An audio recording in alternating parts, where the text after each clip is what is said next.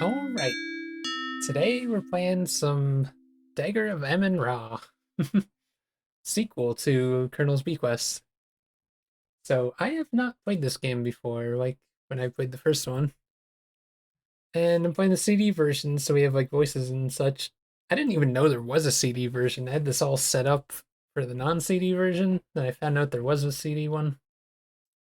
Start the introduction. So I know like virtually nothing about this game.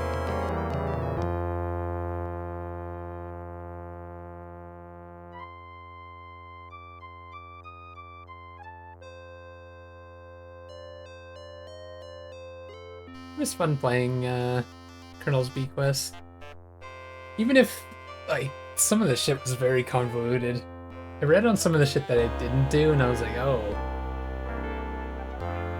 Like, that game would be very hard to try to 100% complete. I think you pretty much have to get, like, an okay ending and then go back in to know certain things. What is going on here? Oh no! Oh shit, wait, did I start the wrong... Whoops, I started the wrong version? Oh my god, I'm an idiot. Ah, crap, how do I close this? I just realized I started the version that is not voiced. I'm an idiot. That's what I get for setting up two versions of this game. Reset the time here. Okay, gotta watch GOG. I completely forgot. That was silly. Very silly of me. Bound to have happened though. Let's start this version now. Oh, but it's not gonna, it's not pattern? Oh, there it goes. Derp.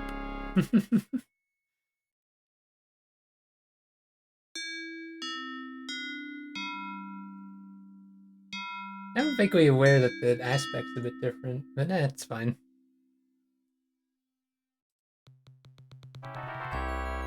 Let's take two on this. Now we're playing the CD version.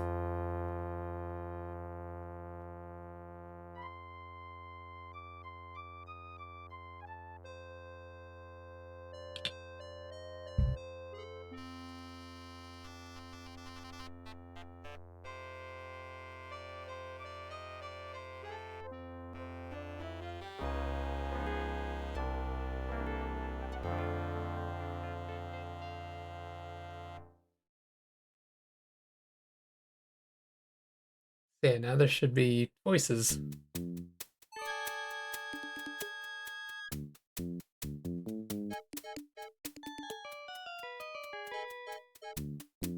Look at this guy being all sneaky. There we go. Yeah, be strong.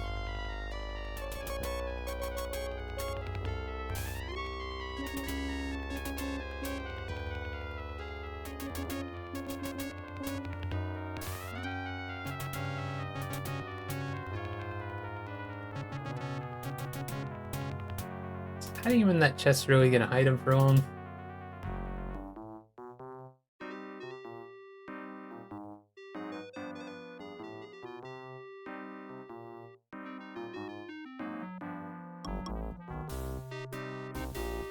Yeah, it's pretty funny. I found out there was a CD version because I was looking for the copy protection. There is still time to correct this most grievous misunderstanding, Mr. Carter. The Dagger of Amon Ra must be returned to Egypt. Stay out of my way, or I'll thrash you within an inch of your life. Surely you can Jeez. find a way to accommodate everybody's wishes.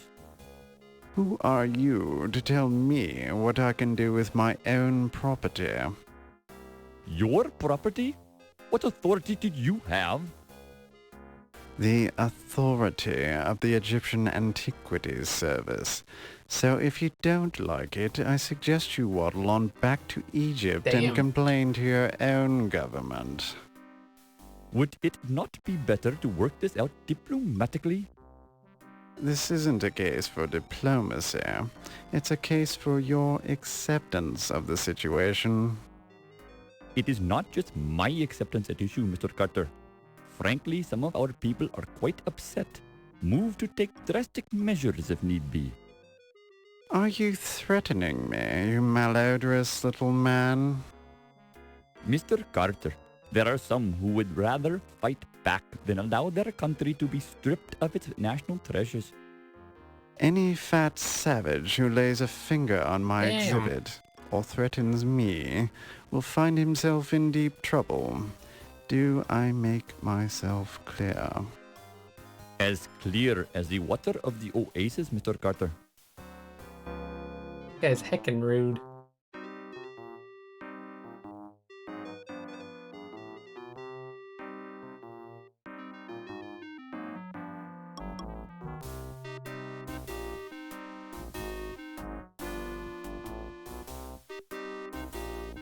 That the Be chest careful with with the that body. steamer trunk, young man. It's exceedingly valuable. It sure is heavy, Mr. Carrington. You Yeah, that got guy's gold voice is bars deep. in here or something? The contents of my trunk are not your concern. Now be a good lad and take it to my taxi. The Countess is waiting.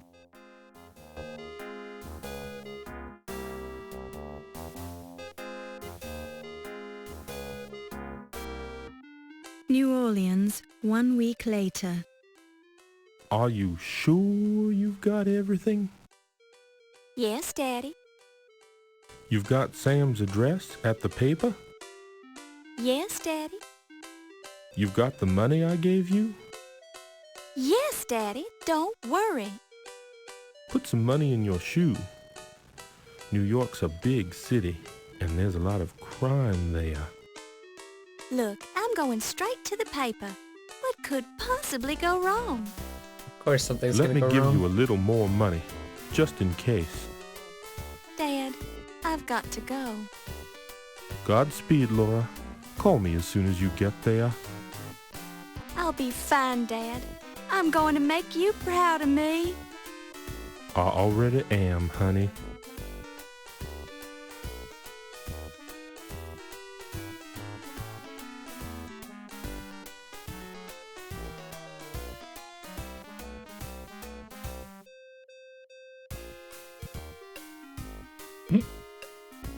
For a minute there, I was just kind of staring at him.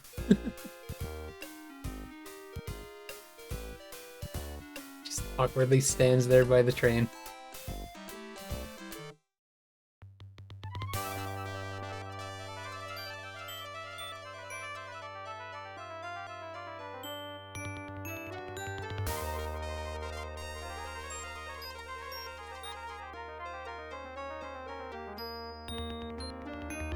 I'm expecting this one to be more of like a traditional Sierra adventure game. Well, I should still be on the lookout for like Excuse me, dear, are you a dead secretary? ends and shit. Actually, I'm starting a new job as a reporter A for the reporter. New York Daily Register News Tribune. My name's Laura Bow. How nice. I'm Irmgard. Is this your first trip to the big city? Am I that obvious? How could you tell? By the way you keep glancing out the window, dear. I did the same thing the first time I came to New York. The tall buildings, the people rushing around, it was all so exciting. Then I stepped off the train and got mugged. How awful! It's the New York experience.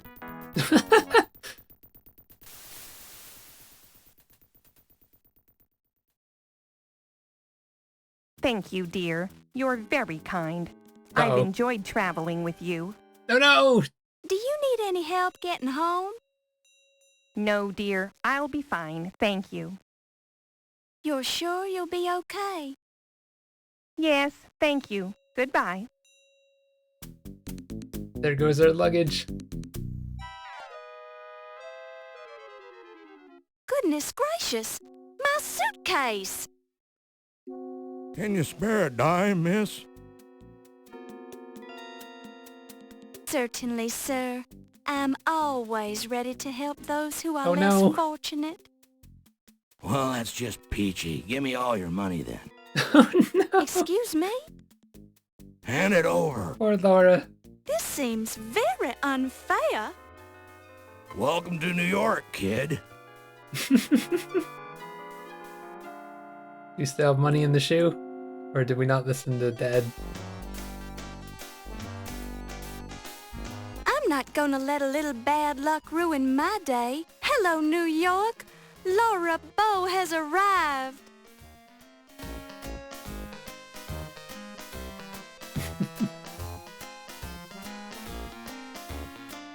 So how long after the first game is this one set? I'm sure they'll tell me. She had to deal with witnessing multiple murders, and her best friend is My a murderer. destiny awaits. Nothing can stop me now.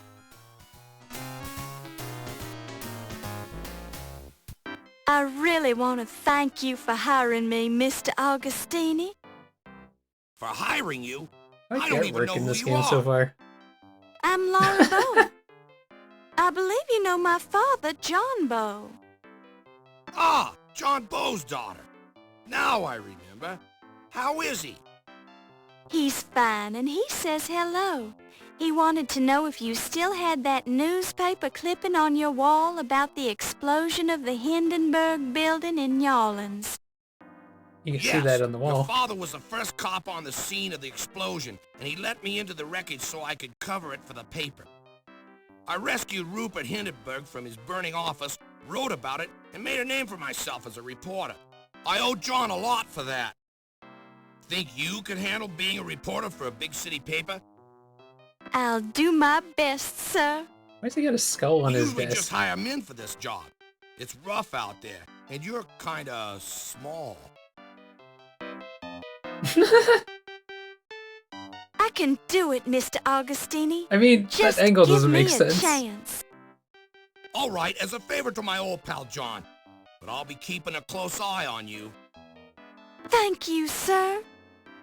For your first assignment, I want you to write about a burglary. Some kind of fancy knife was stolen from the Lion Decker Museum. I'll arrange for you to attend the fundraiser at 7 o'clock tonight for their new Egyptian exhibit. Everyone will be there. Tell them you're covering the society news so they won't clam up on you. You won't regret it, sir. I have a nose for news. Just keep your nose out of trouble. Here's your official notebook and your pencil. It already has Crodfaller's notes in it. Have the story ready by 3 tomorrow, or you're out of a job.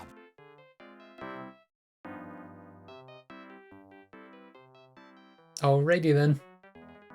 So is it going to cover the same type of time frame?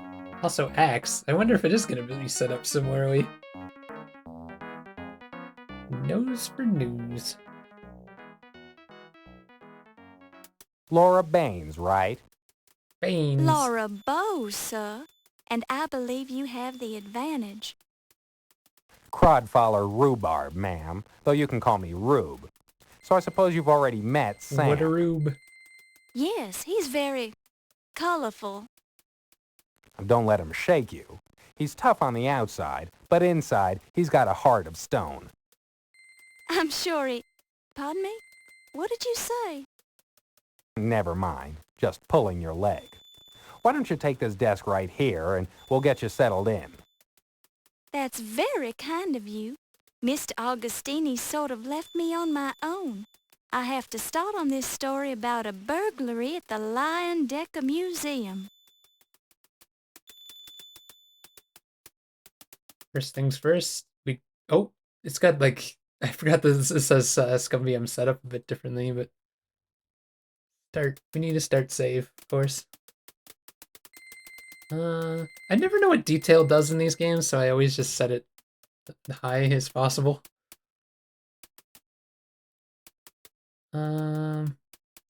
Walking, eye, hand, question and ask. Got a notebook. It's your official New York Daily Register News Tribune reporter's notebook with index tabs for people, places, and things.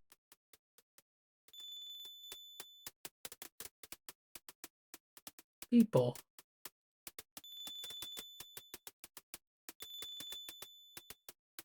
How do you like look at them? You just have names in here. Places?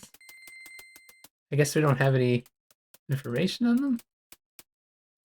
Things. Things, your notebook.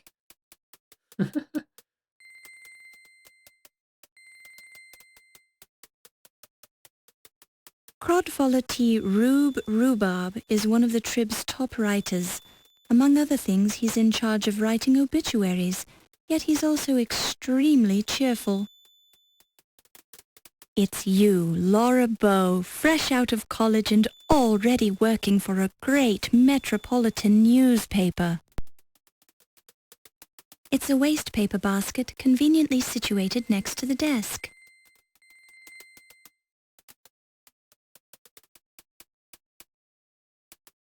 You find a curiously heavy object in the trash. Ooh. Baseball? This baseball has been autographed by Bob Ruth, Babe's unknown younger brother. Bob never made it out of the minor leagues because he was incapable of violence and therefore would not harm a baseball by hitting it with a bat. Bob eventually quit baseball and became a successful psychiatrist. Is this an actual story, or? You pick it up and place it in your purse. This is the city newsroom of the New York Daily Register News Tribune, New York City's second most popular newspaper. It's a beehive of activity, but as you look around the room, you notice with some dismay that all of the employees are male. Although your vision is excellent, it is not superhuman. Therefore, you'll have to walk over to the bulletin board to read the notices. Dang.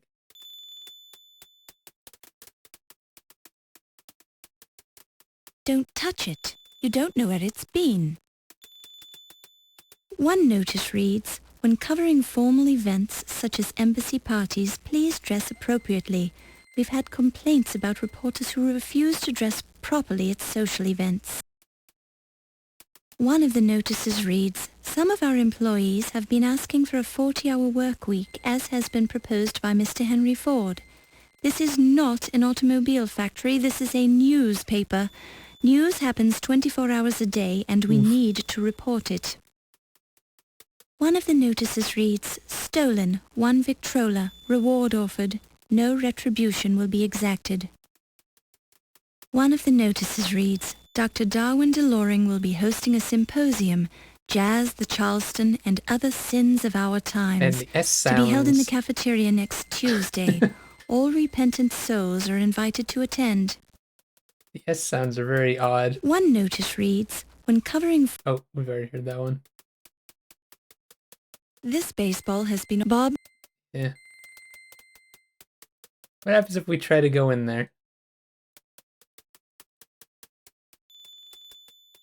You can't go in there. That's the men's lounge. You Dang. glance around curiously, but there's no sign of a ladies' lounge. This is patently unfair. I'm so excited to be a member of the Trib staff. After all, I studied journalism in college. I went to Tulane and never thought that my first job out of school would be at a paper as prestigious as this one. I mean, that is unusual, isn't it? I'm sorry, were you talking to me? Jeez. Never mind. Never. I'm busy right now, girlie. I'd Girly. love to help you out sometime, though. Maybe buy you dinner or something.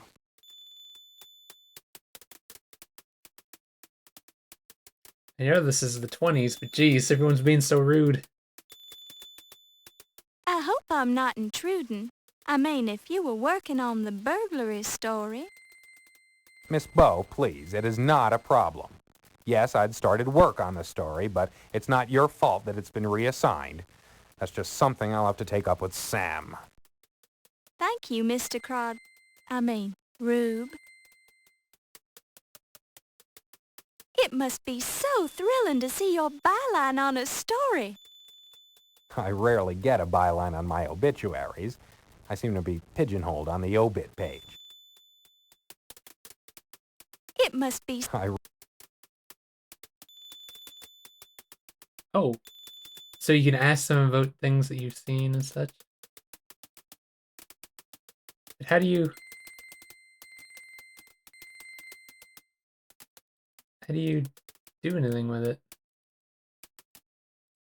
Pieces? Baseball.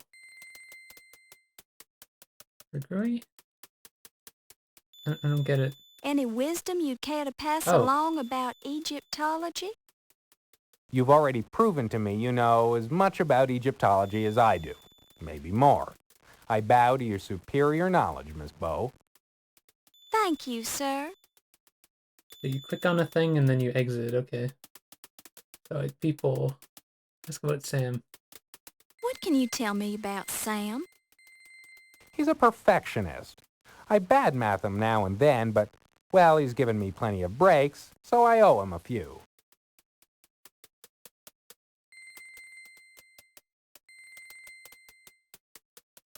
Tell me about yourself, Mr. Rhubarb. What's to tell? I'm a reporter for this paper, probably since before you were born.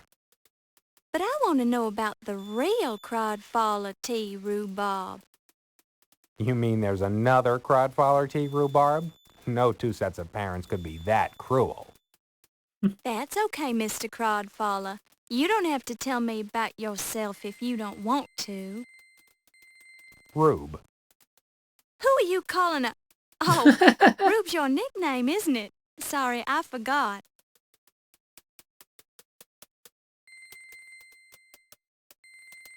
So who are some of these people?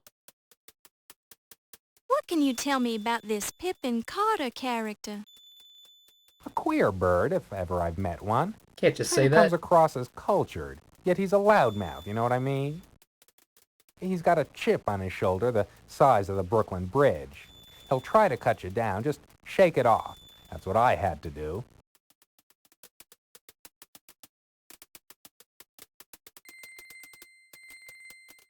Tell me about Low Fat. The old laundry guy, what's to tell?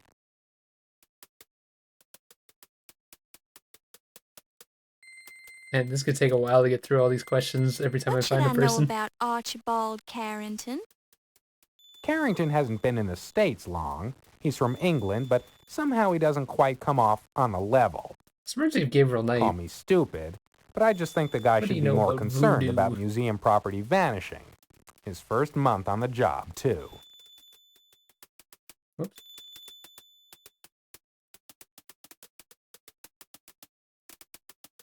Have you heard the name John Bow? Don't think so. He a relative of yours? He's my father. Oh, Sam's friend. Never met him, I'm afraid.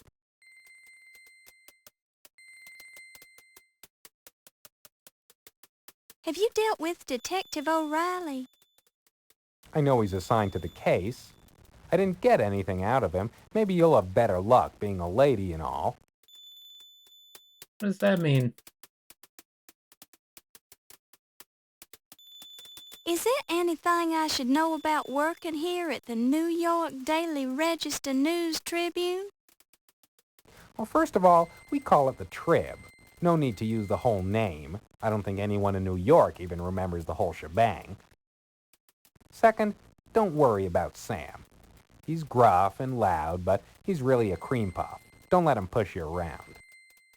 Lastly, don't get too attached to any one assignment. You never know when it'll be yanked away from you and given to some less experienced reporter with no qualifications except an in with the boss. Damn. Tell us what you really feel. Sorry. Didn't mean to get peevish.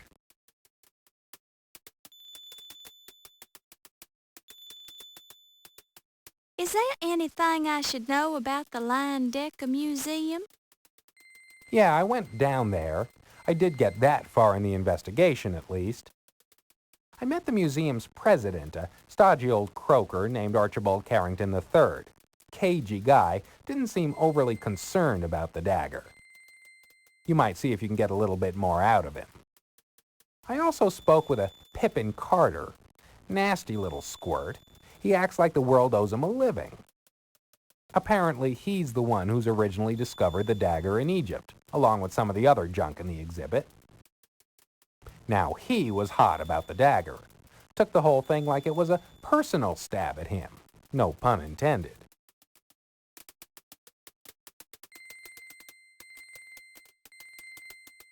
Anything I should know about the police station? Well, it's usually a good source of information. It's standard procedure to check there at some point in any investigation. Sometimes they just blow smoke at you, hand you the commissioner's party line. But once in a while, they'll give you something you can actually use.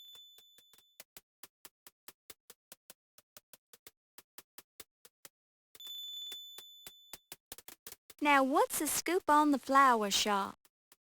You mean the speakeasy? Why do I know The these flower shop's locations just a already? cover. Look for a fella there named Ziggy. He knows a lot and tends to talk too much. So are these people getting added? Ziggy. Who is Ziggy? He's what we politely call a stool pigeon. So I got actual Basically, the information. guy squeals for cash. Amazing that the guy hasn't had his neck broken by now.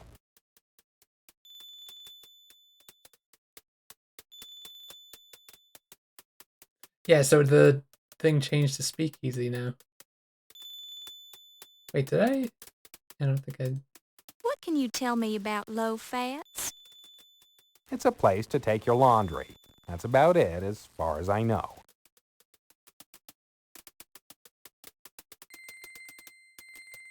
Where can I find this speakeasy? Just ask any cab driver. They'll take you there. It's the place disguised as a flower shop.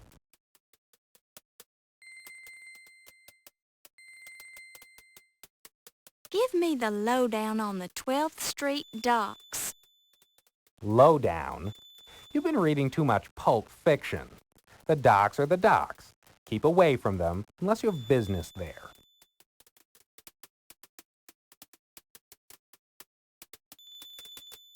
What should I do with this notebook? You're a reporter, for heaven's sake. Surely you know to take notes. But why does it have all these notes already in it? Oh, so that's why it has... Because that was my notebook, and I was taking notes in it for the burglary investigation. It's your notebook now, and I don't care to discuss it anymore. Dang. This guy's angry. Yeah, what's the deal with this baseball? I found this baseball in the trash. What should I do with it? Keep it, I guess, or give it away. The sports writer who sat at your desk only had about 50 souvenir baseballs.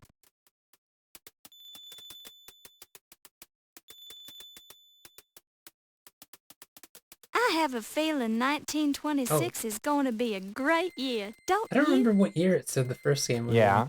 You ever try writing obituaries for a living? Hardly a jolly way to spend the year. Like, I know it was in the 20s, but I don't remember the exact date. Were you able to get any leads at all about the burglary at the museum? No, hadn't been working on the story very long. I went to see Detective O'Reilly down at the police station, but he was pretty tight-lipped. I was planning on talking to Ziggy down at the speakeasy. He's a stoolie, usually good for a tidbit or two. Any other leads I can follow up on? With due respect, ma'am, it's going to be your byline on the story, not mine. Point taken, Mr. Crodful. Rube. Anything I could do on my desk here? This is now your desk. It's very old and looks like it hasn't been cleaned thoroughly in years, but it's sturdy and serviceable. It's the first pencil holder you've ever had as an official member of the Fourth Estate. You already have plenty of pencils. Dang. The desk drawer is locked. Why is it locked? This is the top drawer of your desk. This is the It looks like an old desk blotter. Feels like an old desk blotter. Why else would I want to be The at the desk- desk unless it's for that? The desk... Can I ask him about it?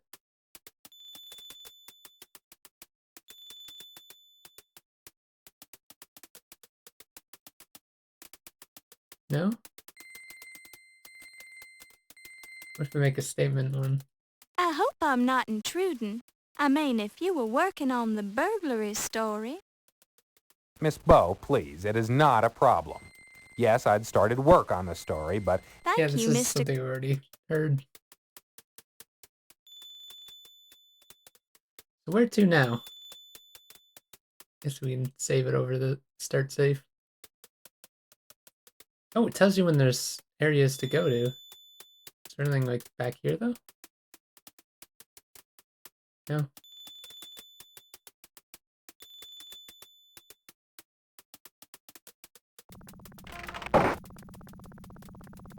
Busy New Yorkers on their way to work, ignoring everyone else as they concentrate on putting one foot in front of the other. A sign with the word taxi printed on it. This could have numerous meanings.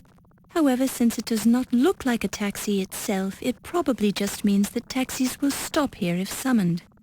So we don't have any money, right? Because we got robbed. Can I take money out of my shoe? You straighten out your dress. Appearances count. It's the world-famous product design building. World famous, you say? Oh yeah, I can't remember. Isn't there a way to, like, if you go Control M... Yeah, it walks your mouse in. Okay, gotta remember that. I kept moving my Don't mouse touch outside. it. You don't know where it's been. I guess we can't go in there?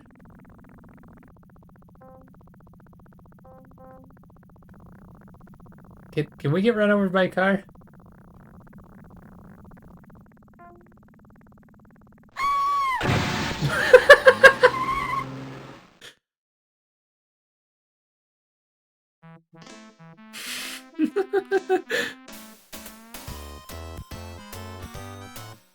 That's great.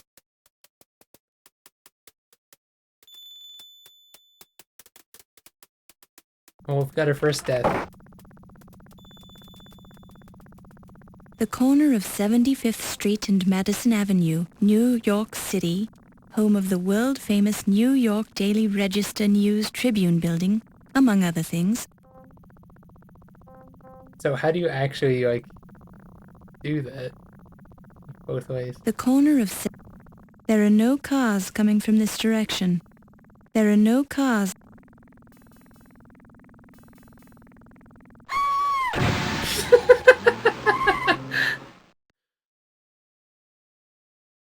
Oh my god.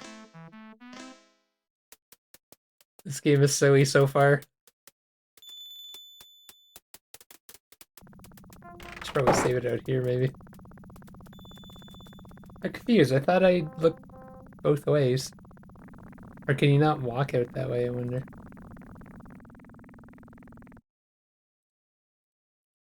There are no a woody perennial plant with one main stem or trunk which develops many branches. It's the corner of... There are no the corner of... A woody...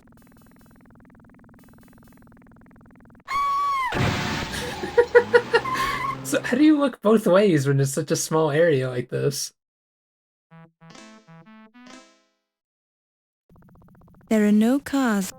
Okay, I can't tell which way she's Crossing the street here will lead you to the police station. The corner... It's There are no cars. The corner...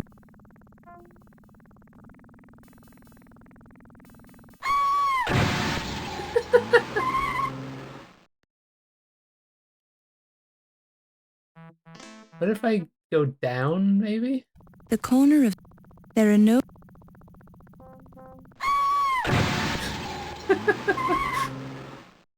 How many times are you gonna get run over? Crossing the street here. There are no cars. Like, okay, you look there and the then... corner... The corner... The corner... The corner... There are no cars coming from this direction. There are no cars coming from this direction. That seems bizarre, like... Okay.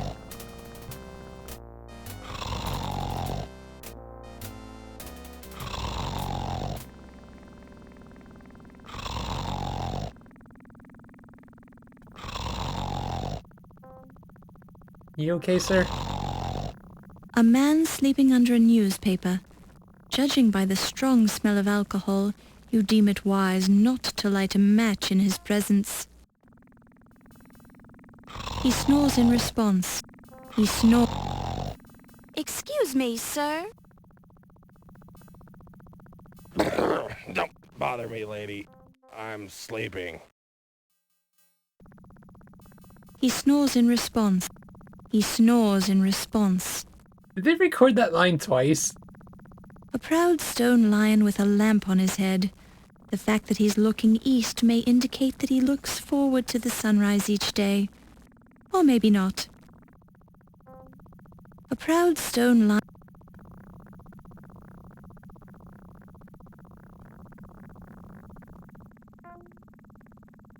Might have to turn up the speed a bit. Characters kind of walk slow in this.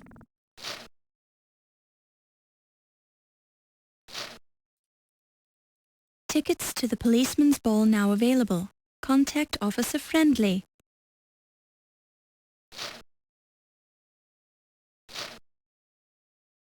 Sergeant Dennis O'Flaherty is the desk sergeant on duty today. He's shuffling papers, putting on a good show of looking busy while his mind is elsewhere. Pardon me. I'm looking for some information. Well, take yourself down to the library then. Pardon me, Sergeant, but I happen to be a reporter with the Trib. Oh, well, strike up the band then. Look, lassie, I've been out with my dogs all day, and I hadn't had my lunch. And I got better things to do than to jaw with some slip of a girl reporter. Go on with you now. Excuse me? The desk sergeant ignores you, though his stomach growls impatiently. Do we have to get him food? Look, miss, I'm not in the mood to answer any reporter's questions. The beautiful mahogany counter serves a dual purpose as desk and a shield.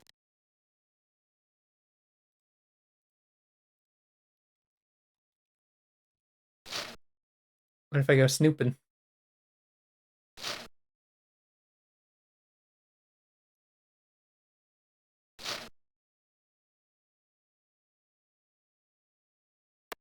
You knock politely. Of course. You hear the muffled response. Come in.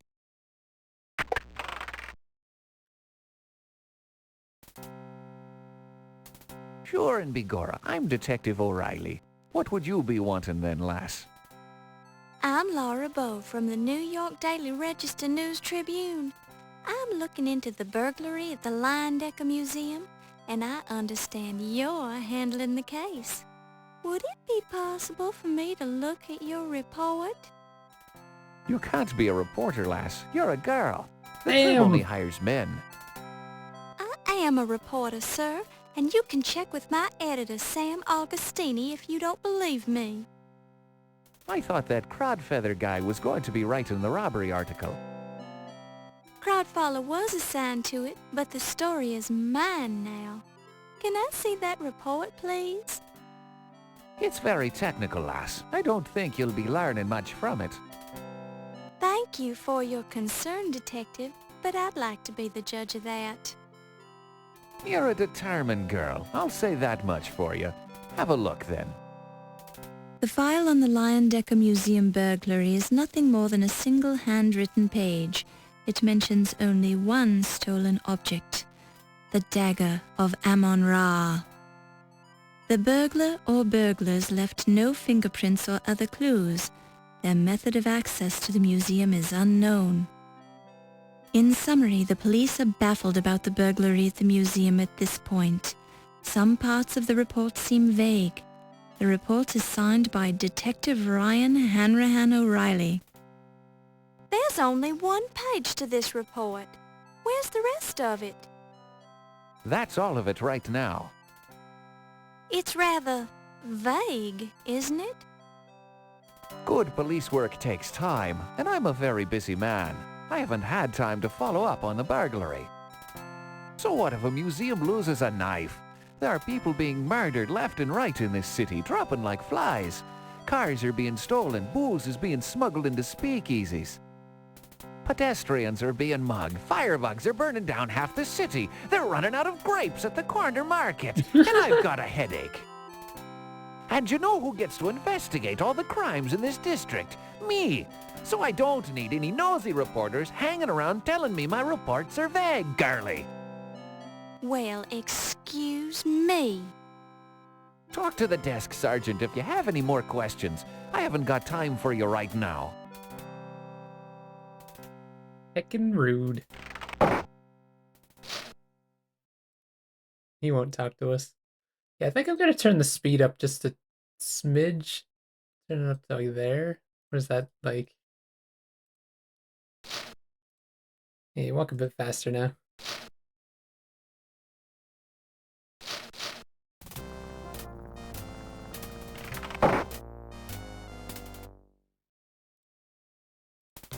So, can I look at the report? Whoops. It's your Anything new gathered? Nothing new. Wait, what's that? The police department Is that the newspaper? The paper is full of old news and a valuable coupon. The paper is full of a coupon for a free sandwich from Luigi. Who's Luigi? You pick it up and place it in your purse.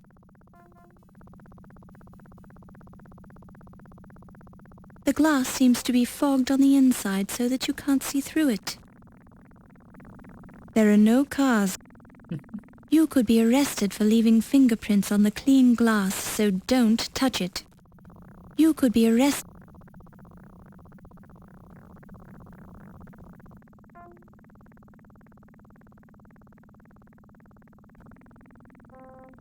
Don't stray too far in the Big Apple. It's a big city and you're not familiar with it yet. Huh. So do we have money for taxis? I guess? I'm sorry, madam. I can only transport you if you have money or if you're a member of the press.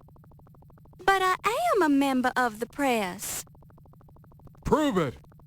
Prove it? What does that mean? Notebook? While this is an interesting approach, I'm terribly sorry, madam, but the Taxi Control Board doesn't allow me to hold long discussions with passengers except at my own discretion. You clearly don't have what you need for a ride in this vehicle, madam. Good day. Okay. So was I supposed to get proof? there are no cars. The police department. There are no cars.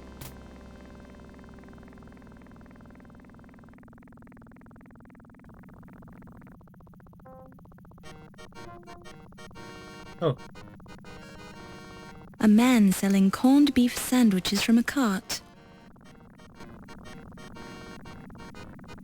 Hot the corned beef. Get you hot a corned beef sandwich. Is that corned beef lean? Lean of corned beef. This is the leanest of corned beef in the city. Maybe in the country. So lean the cows, she keep on tipping over. You want to buy a corned beef sandwich, lady?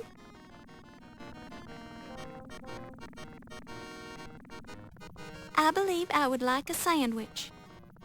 Mamma mia, another coupon. I'm gonna go broke. What a crummy idea I had. That's the last time I advertised in a newspaper. Take your sandwich and get out of here before I change my mind. You pick it up and place it in your purse.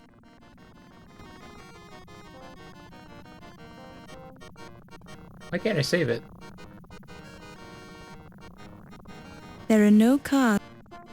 There are no cars.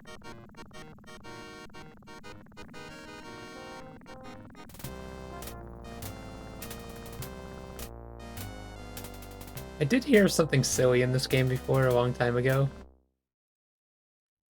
Damn it. But I think you can eat the sandwich.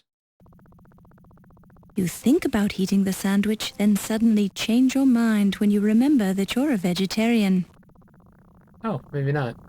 I thought I remember hearing something about that with this game, that there's like some sort of like weird soft lock or something. Can you like keep trying it or You something? think about...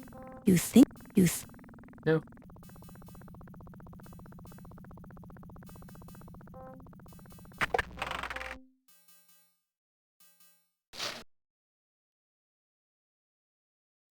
want a sandwich? You look so hungry. Here, take this. Sure, this a corned beef sandwich on rye. Bless you, lassie. Don't mind if I do. Sure, and it tastes fresh too. Mmm.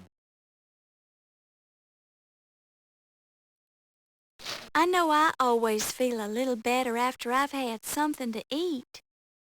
There's no denying that, miss. Now, what was it you were wanting to ask me? Here we go. Now we got all these people to ask about. Is there any information you can give me about Sam Augustini, editor of the New York Daily Register News Tribune? Hoot man, he's a good law-abiding citizen. This guy's crazy accent.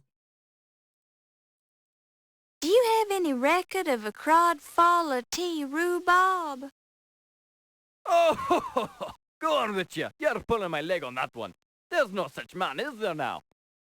I'm serious. Well, I've seriously never heard of the man.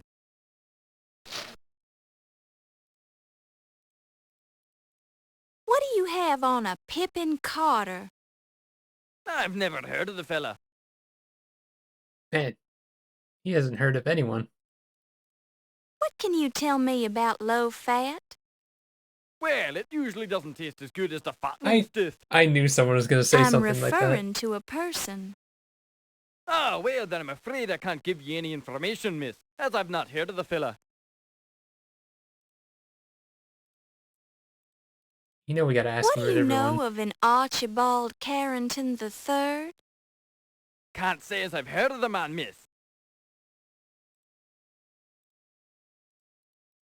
What can you tell me about John Bow? Not much, I'm afraid. I know a lot of men named John Doe, but offhand nobody named John Bow.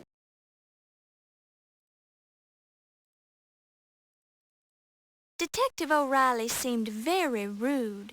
Is there any way I could talk with him again when he's in a better mood? Ah, well, and here I thought he was in such a good mood today.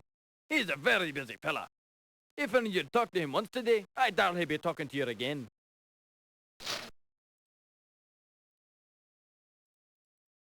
I'm looking for information about a man named Ziggy. What would a lass like yourself be wanting with scum like that?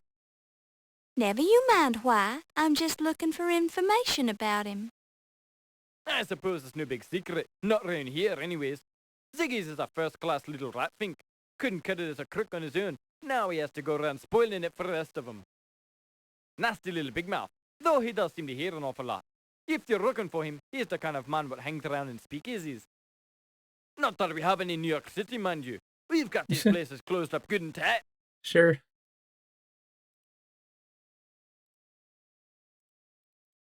Are you familiar with the New York Daily Register News Tribune building? Yes, ma'am, and a fine upstanding building it is too. The hell's an upstanding building? What do you know about the Lion Decker Museum?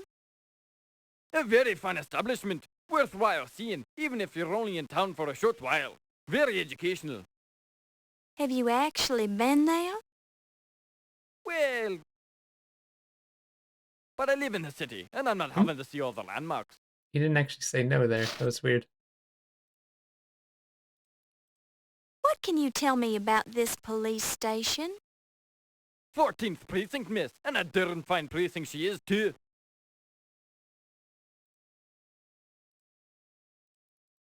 What should I know about New York? I've only just moved here. Best advice I can offer you, miss, is to keep some money in your shoe at all times. You never know when you might need some emergency cash.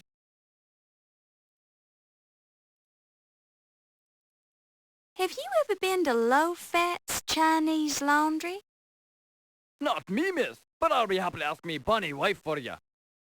That won't be necessary. I was just asking.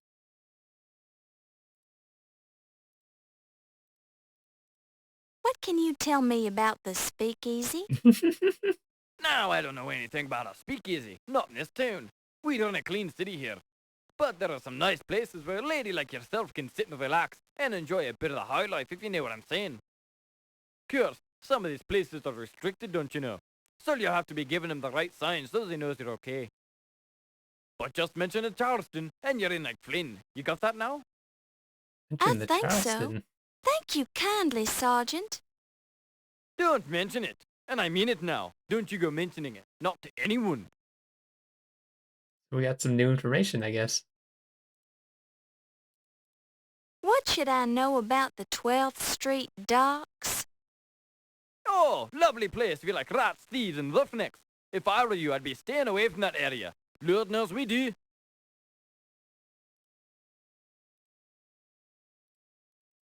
What do you know about a baseball? I wouldn't want to be getting hit by one.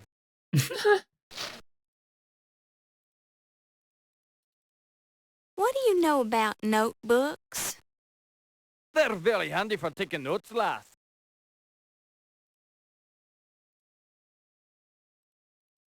What does 1926 mean to you? Cutting the department's budget and another year of haggis and blood pudding. No one's just sorry you asked.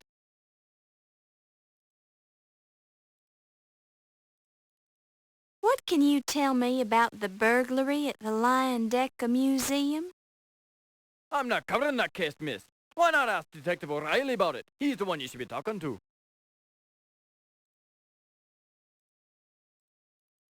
How conversant are you in the intricacies of Egyptology? Missy, I don't even know what you're asking about.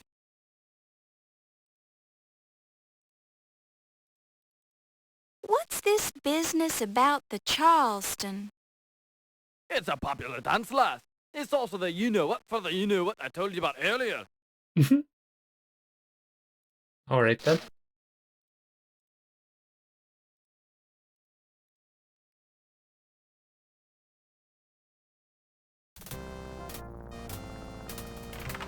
So now we need There are proof no cars. of our job? A spotless. There are no cars.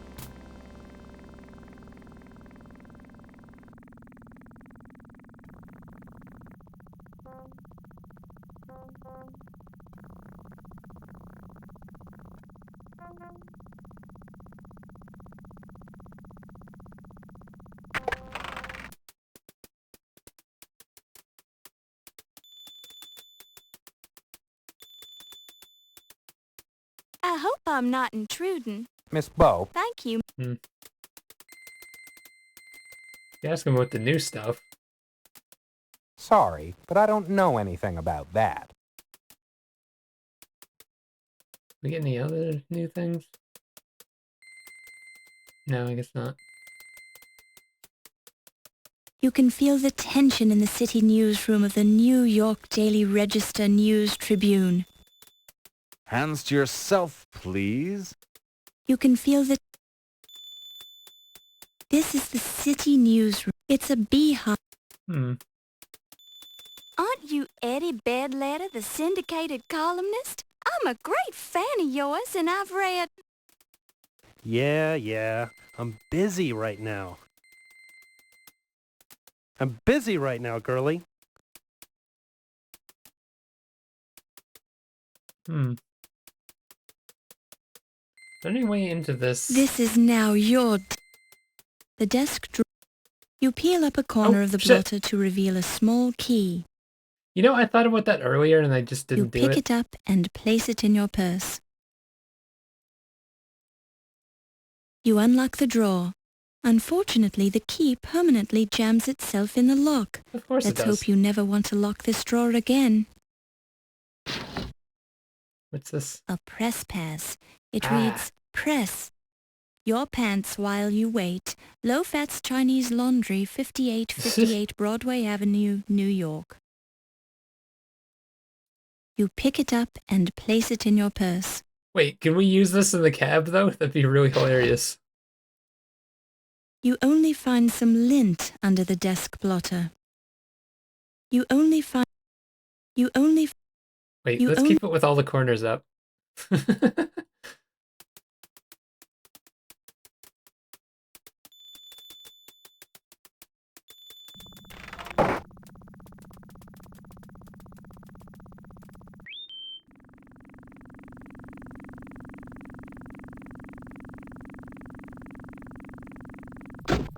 Greetings, madam. I can motivate you to your destination if you can prove that you're a reporter or if you have American currency.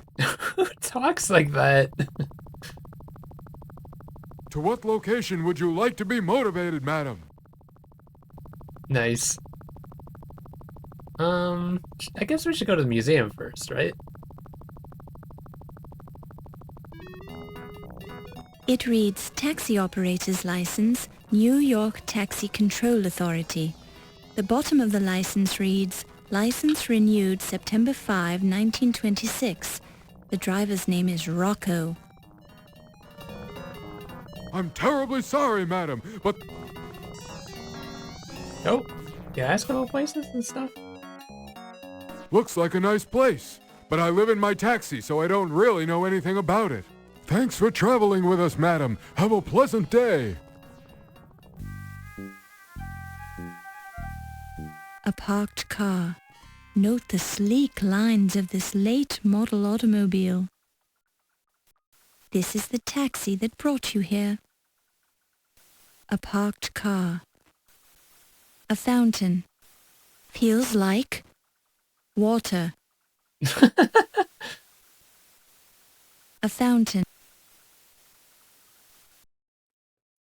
Museum.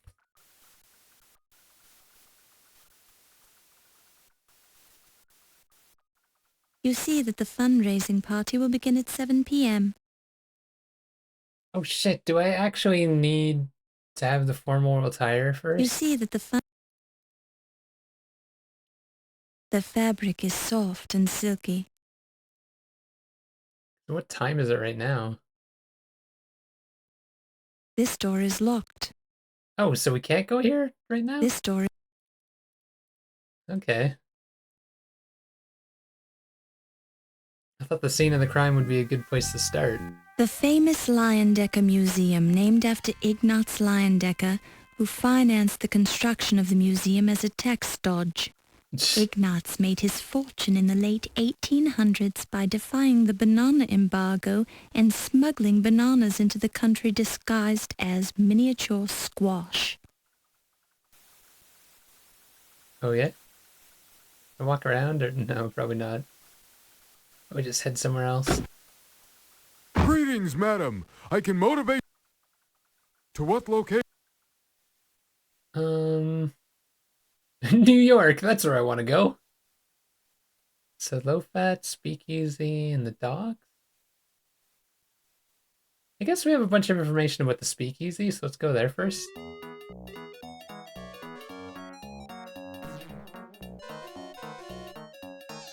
Looks like a nice place, but I live in my taxi, so I don't really know anything about it. Thanks for traveling with us, madam. Have a pleasant day. Drink Moxie. A fire hydrant. Feels like a fire hydrant. Jeez, this game likes doing that, doesn't it? Drink Moxie. It's good for you. It looks a lot like garbage. There must be some serious alcoholics who live nearby because the trash is loaded with liquor bottles. It feels like garbage. Now it'll be hard to get the smell off your hands. It looks a lot like garbage. The battered side door to the flower shop, complete with a mail slot and a tiny window. So if we go through the front, can we actually, like... It's locked. Oh no. The windows of the flower shop have been painted over from the inside as if the shop is abandoned.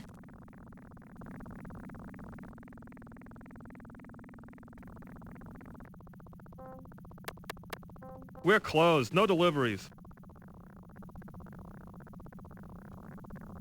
Secret word.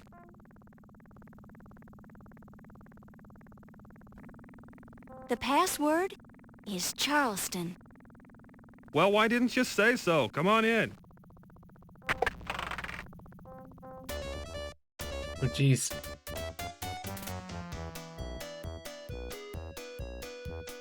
A nervous man with shifty eyes. This man is sleeping peacefully, so it would be a shame to wake him. They're involved in a deep conversation about President Calvin Coolidge. Inexperienced dancers repeatedly practicing the few steps they know.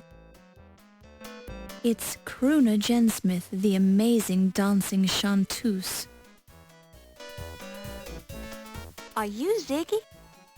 Who sent ya? Jeez. The twitchy eye. I guess we'll go through everything again. Never heard of him, Toots. Amscray.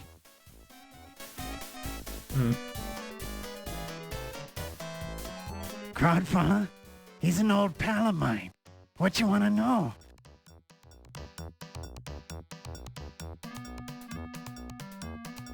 That's the guy who found that fancy pig sticker in Egypt.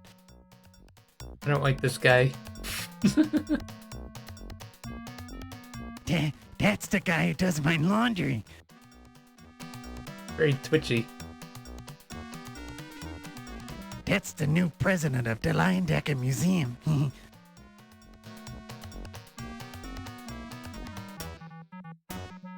Never heard that name before, Toots.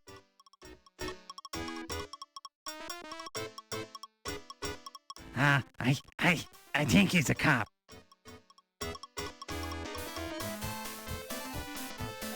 That's me. Was you wanting to make something of it?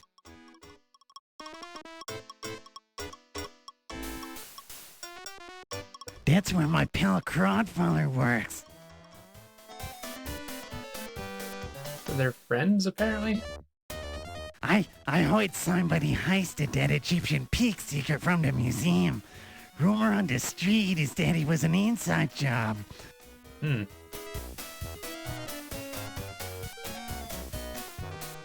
What makes you think I knows anything about police stations? You think I'm a hood or something?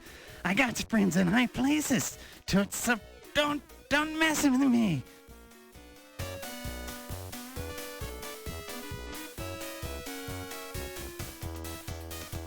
I'm new here. What can you tell me about New York? It's the place to be. All kinds of people come here, like one big smelting pot. There's even a high-class international con man in town. But I can't tell you who it is, because he'd kill me if he found out. What?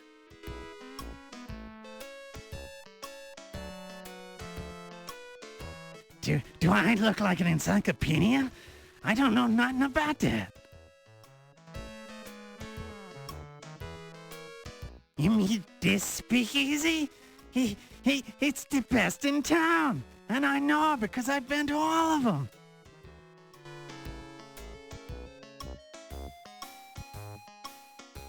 Them is the docks at the end of 12th Street.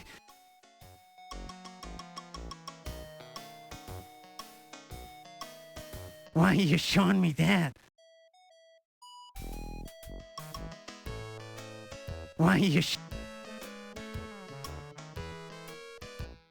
Why are you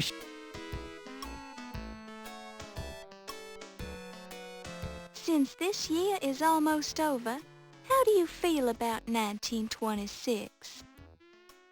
I think it was a great year. I made a sawbuck on the Gene Tunney and Jack Dempsey fight in Philly.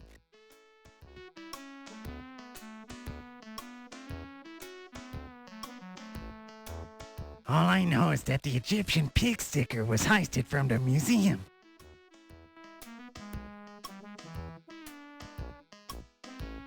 Do you know anything about Egyptology?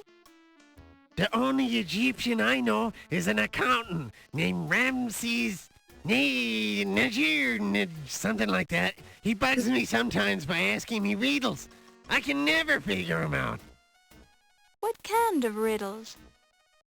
Well, today Ramses came in and asked me a two-part riddle. What's the room you leave without entering? And what's the room you enter without leaving? As usual, I told him I didn't give a hoot about his silly questions, so he left.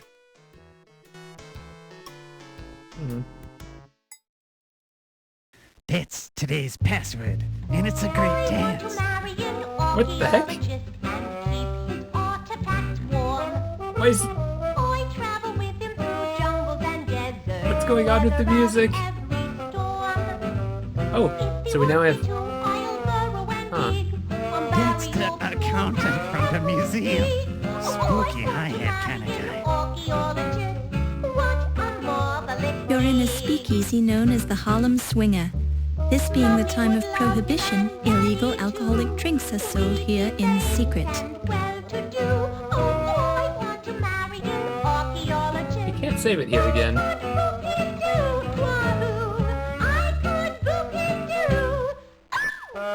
It's the bartender. A serious drinker. It's best not to disturb him. This comatose man has had too much to drink. It's a miracle that he's still standing. You want a drink, miss? No, thank you, sir. I don't drink. Why are you here? That's probably what he should say. Oh man, again?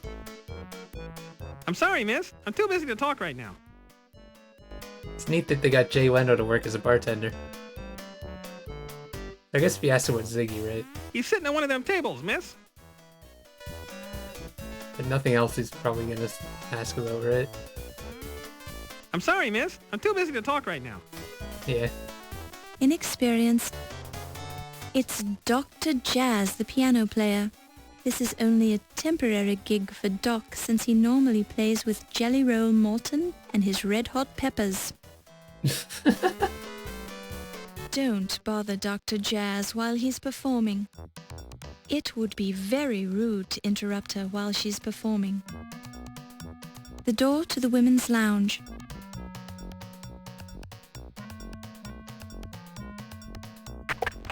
So I guess if I need a place to change... Hiya, dollface. Looking for a good time? What? My name is Laura, not Dollface. Not right now, but thank you for asking. It's your loss, Toots. I'll be right here if you change your mind.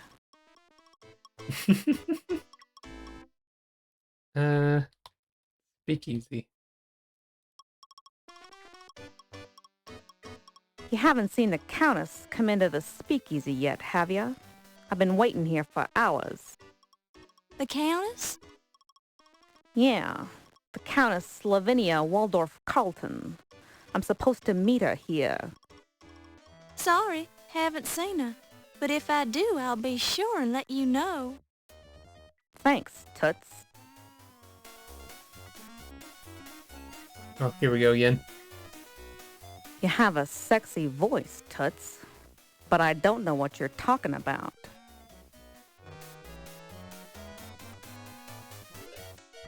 You won't find Ziggy in here, dollface. This lounge is just for women, if you know what I mean.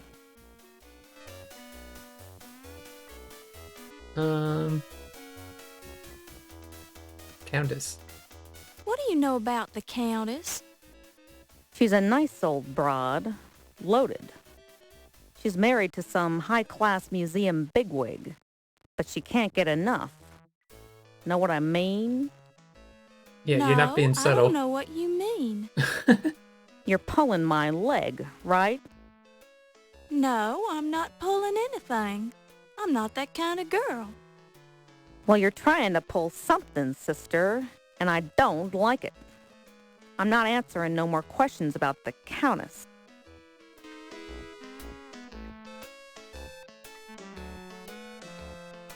You have a sexy...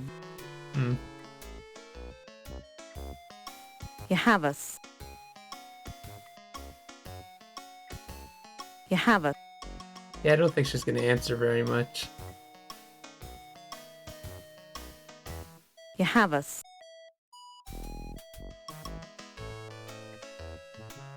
The Harlem Swinger's okay, but I seen better, if you know what I mean.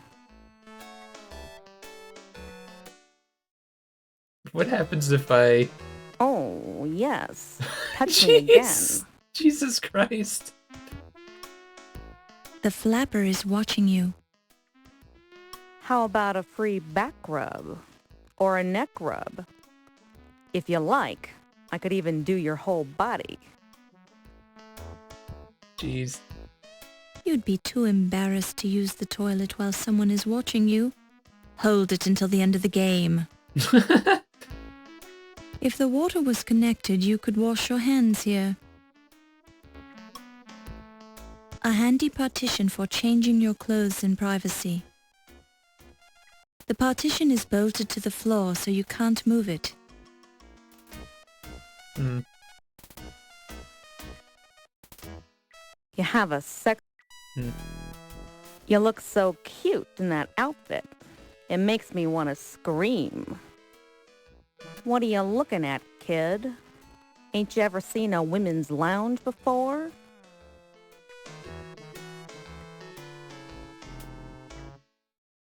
What? Get out. I want to marry an archaeologist and Why isn't it leaving? Oh, that's weird. I travel with him through jungles and dead. Ask him what count this. Never heard that name before, Toots.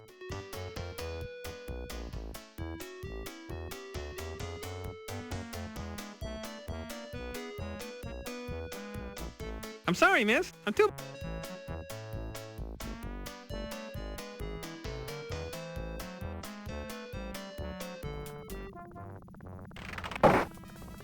We're making some progress, I guess.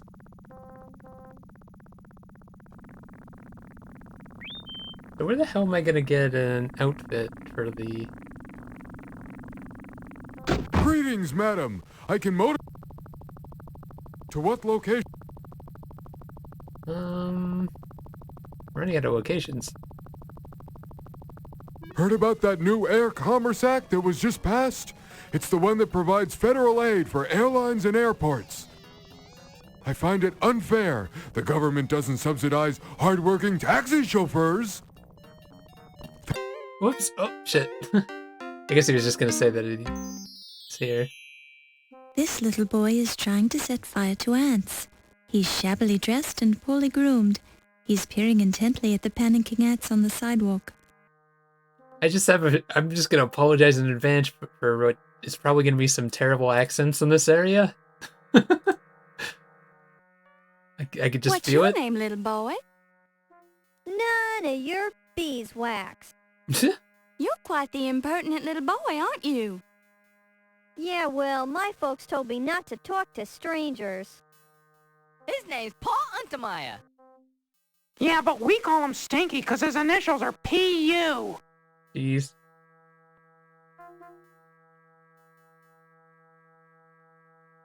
I ain't talking.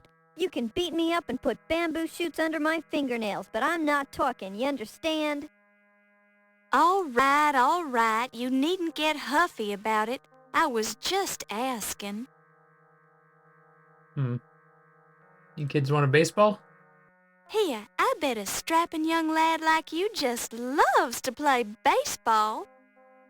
Not hardly. Really? Can I ask about the laundry at least? I ain't never been there, so don't ask. Hmm. You wouldn't happen to know anything about the break-in at the Lion Decker Museum, would you? I have an alibi, so you'll never get me, copper. You've got quite an imagination. It's true. I swear on a hunk of Bibles I didn't do it.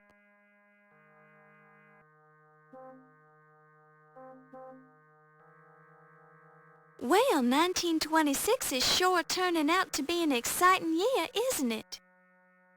Sure is.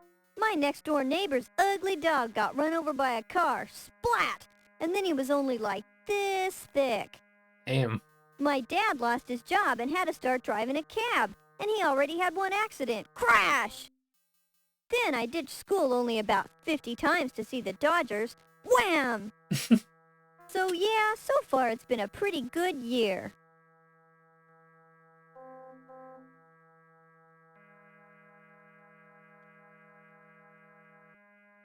I'm not telling you nothing. You're pretty nosy, you know that? It's my job to be nosy. I'm a reporter for the New York Daily Register News Tribune. Oh, yeah?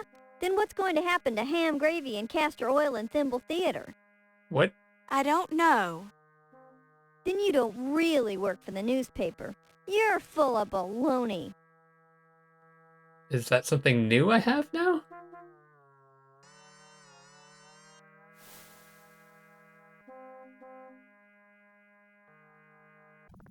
No. I ain't twucking. All right.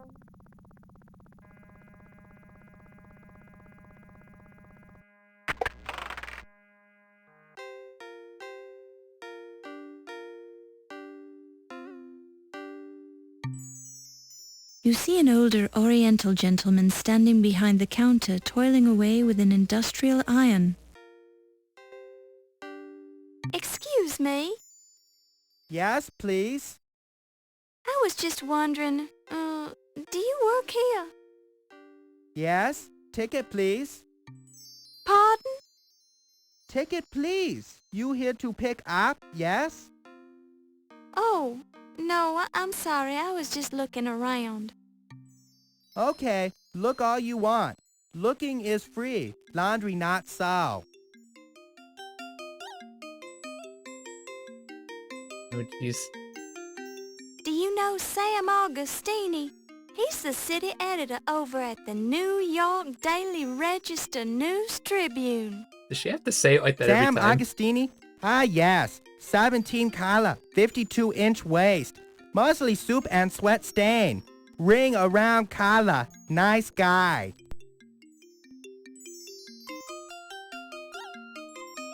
Does a man named Crodfaller T. Rhubarb come in here? Yes. Remember man with name like that. Extra starch. French cuffs. That all I know. I don't think we're gonna get any information about people here, but... Does the name Pippin mean anything to you? Yes, yes. Pippin Longstocking. My little girl read a book about her. Very funny. Freckles, red hair. I don't think that's the same name. No? I wonder... I thought it was Longstocking. Maybe not. I wonder if we're gonna get an outfit from here using someone's ticket. Who's this fella low fat? You joking with me, right? I am low fat. You in low fat Chinese laundry. I knew that.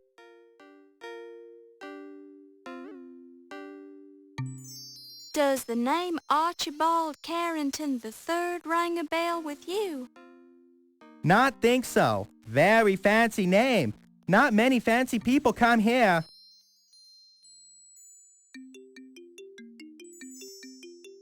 Has John Bow been in lately?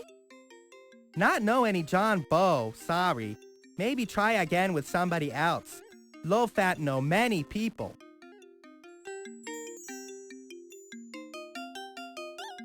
Do you know Detective O'Reilly?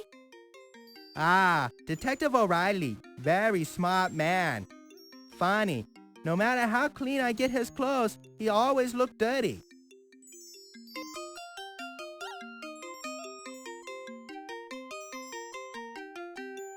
Has Ziggy been in lately? Ziggy? No Ziggy come in here. Would remember name like that.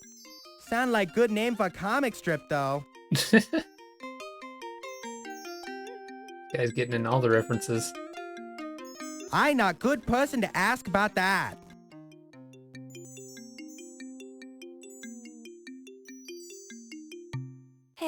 ever met the Countess Lavinia Waldorf Carlton?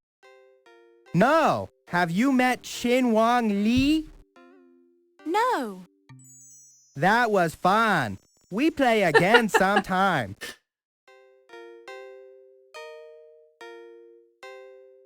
Do you read the New York Daily Register News Tribune? Seen it. Not read it. Love that not read American newspaper. Too violent. Prefer hometown newspaper. Which is? Newark Bee. Very good newspaper. Not like most American paper.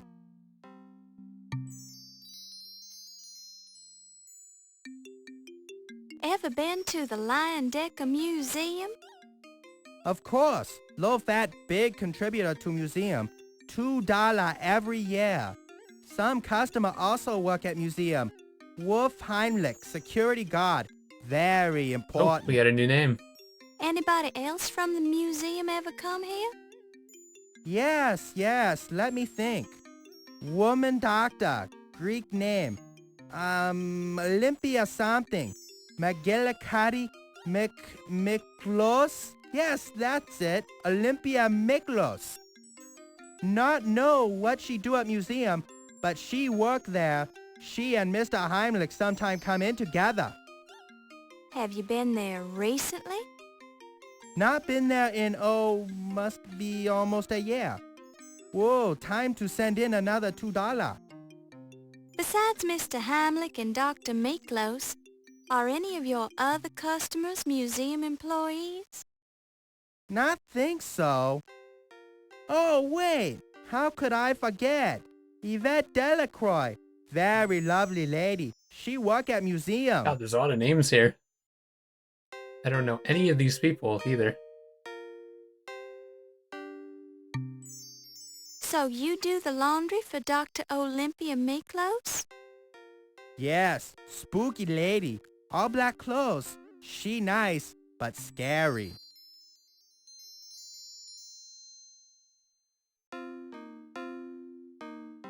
Do you know Yvette Delacroix? A small smile flickers over Low-Fat's normally inscrutable features. Why are you smiling?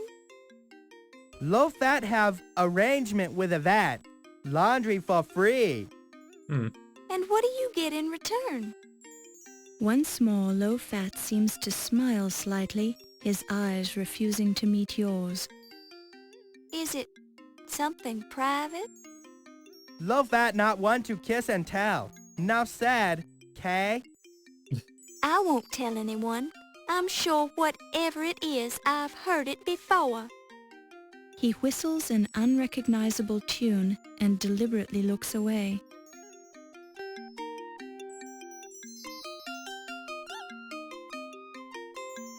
Tell me about Wolf Heimlich. What? What's so funny? Nothing. Wolfie funny. Funny man. Take himself very seriously. Stand up straight. Act like soldier. What else can you tell me about him? Occasional bloodstain. Never sweat. Very tidy. Only see him once in a while.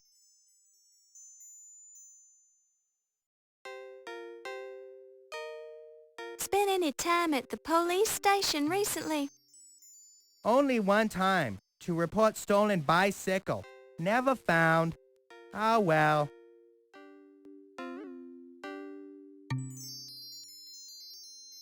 How do you like New York? New York too big. Too dirty for me. Good business. Nice place to visit. But wouldn't want to live here. Unfortunately, I do.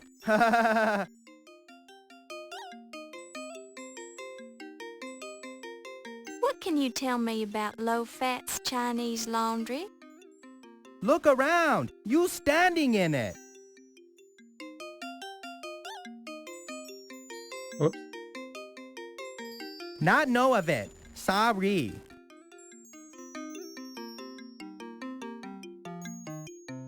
Have you ever gone down to the 12th Street docks? You kidding? Docks dangerous place. Crooks and rats there.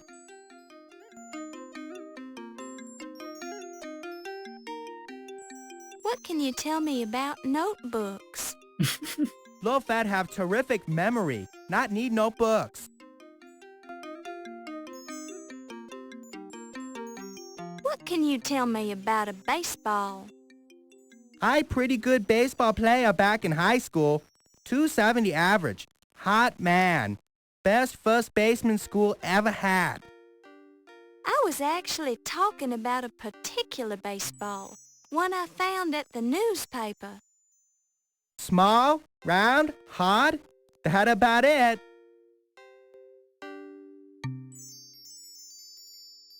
Can you tell me anything about a free pass to get your clothes pressed?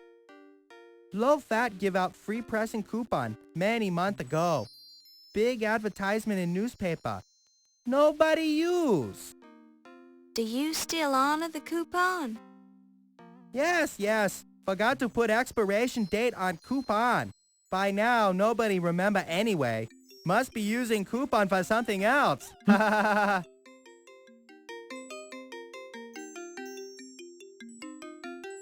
So, how's your year going? Good year. Chinese New Year about to start. Very exciting.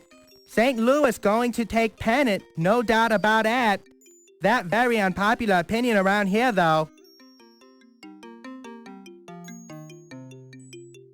Have you heard about the burglary at the Lion Decker Museum? No. Burglary at museum? That terrible. Sorry to hear that. Yes, isn't it? Have any of your customers said anything about it? No, not hear about it until you say. What's stolen? Much damage? Well, a dagger was taken, but nothing else that I know of. Strange. Many valuable item at museum. Funny that only dagger was taken. Go figure.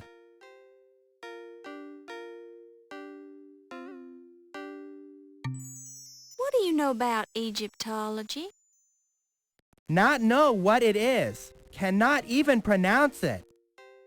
It's the study of ancient Egypt, archaeology, sociology, and so on. You still talking English? Never mind.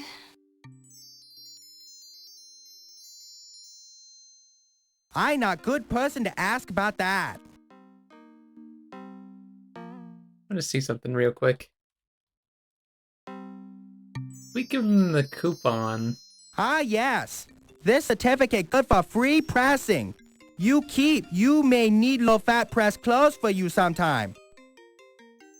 Because if you were to use this, you wouldn't be able to drive around anymore. Is baseball. Nice signature. Bob Ruth. Who boy. Some right hand on that guy. Too bad no have right arm. He's psychiatrist now. I thought maybe this was something you could use. Do I look like baseball player to you? Not play baseball since high school. Average 270. Not bad for 98-pound weakling. An evening gown hangs on the rack behind Low-Fat. It's a couple of years out of date, but it appears to be your size. Don't touch it. You don't know where it's been. Pardon me. Yes, please? I feel a little strange to ask, but I'm looking for something I can wear to a formal party.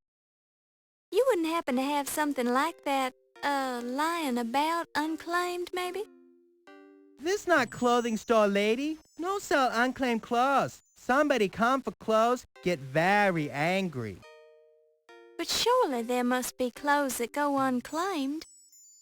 2 year, then unclaimed laundry go to Salvation Army. What if I ask you very nicely? You join Salvation Army, then I give you unclaimed laundry. Damn. This oversized cart is brimming with other people's dirty laundry. Why pick through somebody else's dirty laundry? Apparently Low-Fat does a good bit of hand tailoring. The shelves are filled with fabrics, silks, wools, cottons, and satins. In another 50 years or so, these will all be replaced with snazzy, durable acetates. How do you know what the future...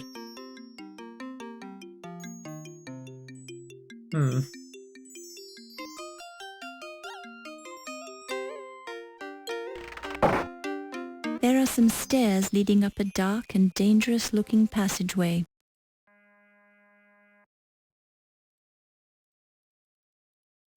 Sure, it's not dangerous to walk through here, right?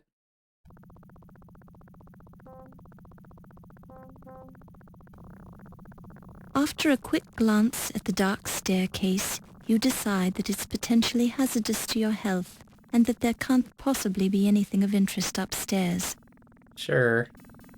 You're in Chinatown. There are no cars. Crossing the street will lead you... There are no cars. Oh, so the flower shop is right here.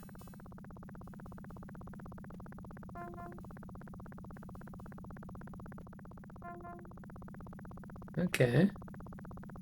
There are no cars. There are no...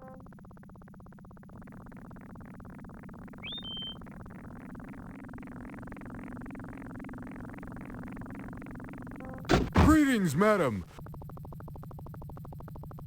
To what location would...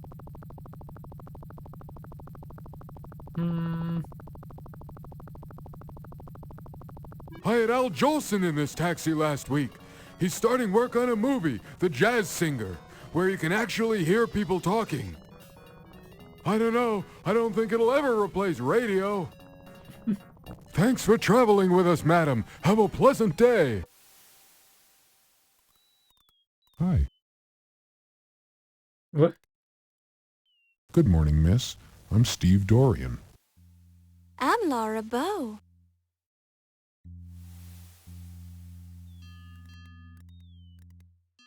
I don't know anything about that. Sorry. Did you just sneeze or something?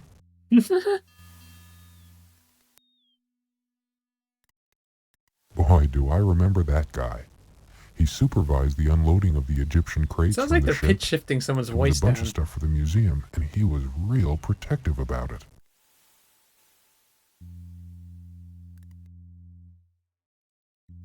I do my own laundry.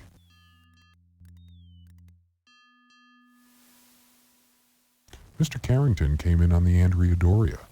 I remember because he had the heaviest steamer trunk I've ever lifted. And it smelled funny, too. Gave me a big tip. Then that rich lady picked him up in a taxi. He called her the Countess Waldorf Carlton.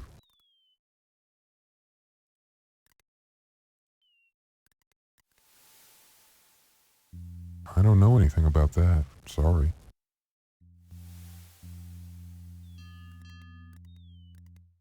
Sounds like an Irish name.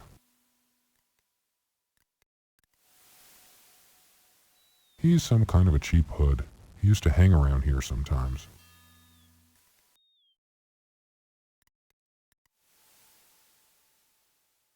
I don't know anything about that. Sorry.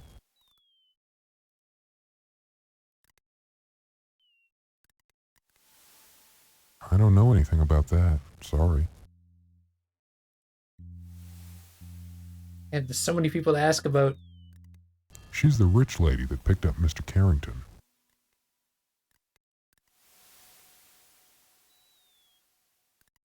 Steve Dorian? That's me, Miss Bow.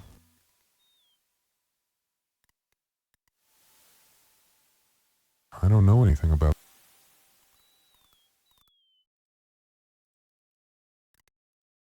I don't know anything.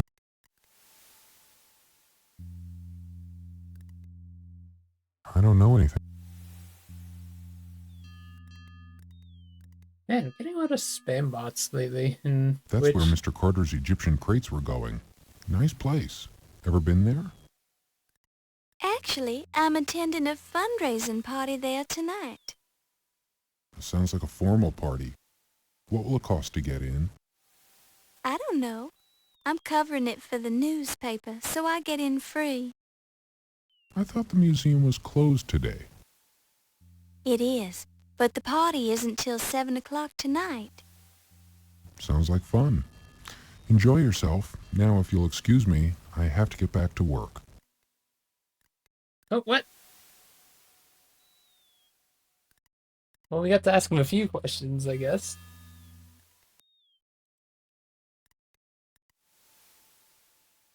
The nameplate on the impressive steamship identifies it as the Andrea Doria. You could push on this ship all day and it wouldn't move.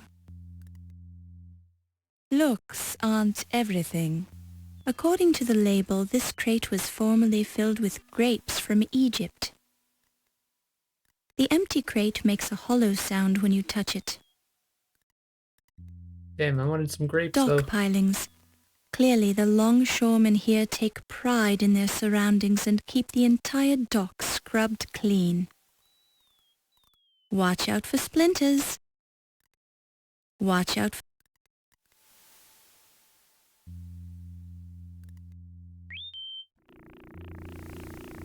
Greetings, madam. To what location?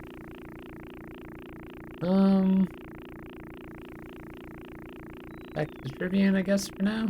Be careful of the sticky spot on that seat. I'm always taking that 6-year-old Asimov kid over to his parents' candy store in Brooklyn. He likes to read science fiction pulps and lick lollipops in the back seat. Intelligent kid, but kind of messy. Thanks for traveling.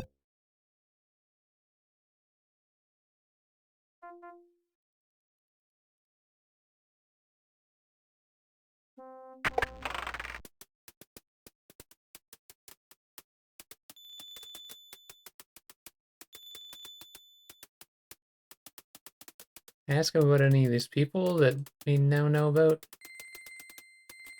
Do you know Yvette Delacroix? Cripes, how do you know about her? I heard she was... Look, that was long ago and far away, okay? The room was dark and I was not married at the time. Wait, what? I don't know how you know about that, but I don't want to hear So another is that word the- about it. Is that the woman that was My in goodness. the Very well, speakeasy? forget I mentioned it.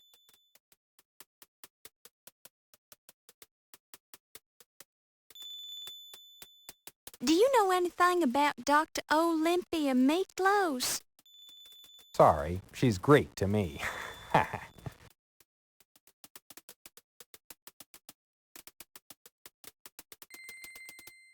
Do you know Wolf Heimlich? That one doesn't strike a bell. Sorry.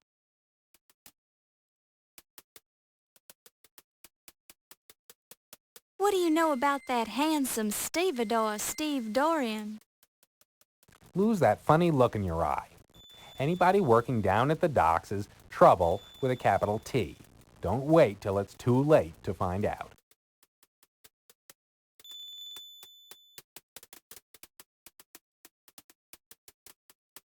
Are you familiar with the Countess Lavinia Waldorf Carlton? Familiar with her? I don't think I could even repeat her name.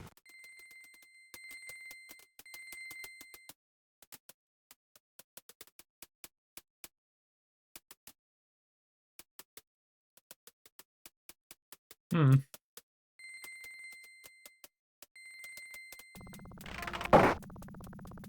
There are no car...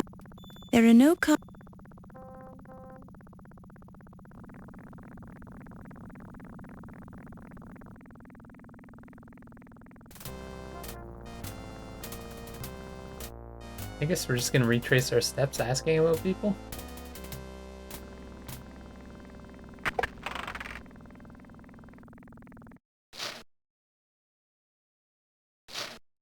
Yeah, what was this about? Let's be careful out there. Tickets to the policeman's ball now available. Wanted by FBI. Oh. Al Capone. Approach with caution. Contact FBI for details. Needed. Volunteer with aeronautic training. Opportunity for co-pilot on first transatlantic flight. Roosevelt Field to Paris. Next spring. Contact C. Lindbergh, Hamilton 6656. This support column is also a hand... This support... Let's be careful out... Please remember, as of June 15th, 1924, all Indians are now full citizens of the USA. Please respect their rights and privileges. Thank you.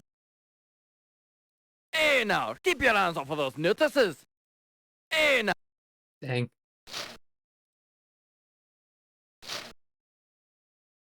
But he didn't know anything about any of the names, did he? Are you acquainted with Dr. Olympia Miklos? Dr. Miklos? You mean Dr. Olympia Miklos? Greek woman, dark hair? Yes, that's the one. Never heard of her, miss. Sorry, I couldn't help but put your leg a bit there. That's mean. Do you know the Countess Oh, I forgot to ask Lavinia about the one guy. Waldorf Carlton? She's a very well-to-do lady and one of our finest upstanding citizens. Never had a chance to meet her personally, understand.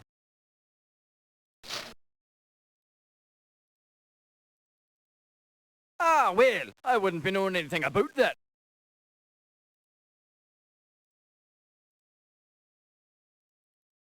What can you tell me about Yvette Delacroix? Now you keep away from your vet.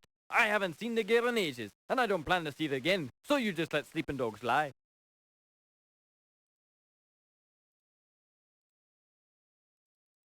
What do you know about Wolf Heimlich? Doesn't sound familiar to me, miss.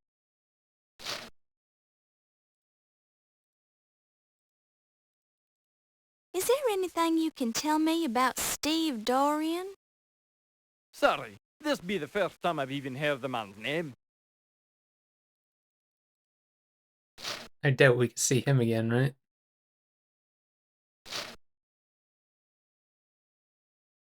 This door is locked. Why is the door so goddamn tall? I know she's short, but freaking door handle's right at her head when you walked by there.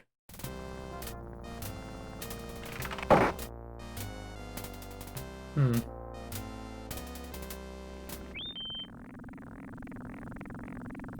Greetings, madam. To what location? Why does it say New York? You'll have to be more specific, madam. This is a large city. To what Go back to the speakeasy.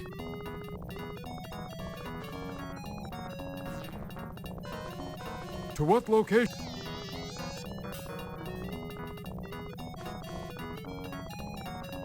I'm terribly sorry, madam, but you're not making...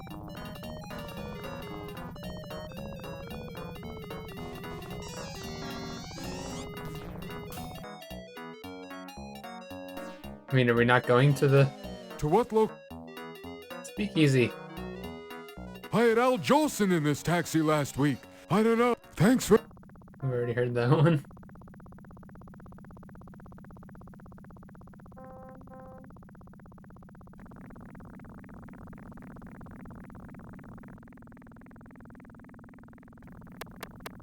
We're closed. No deliveries.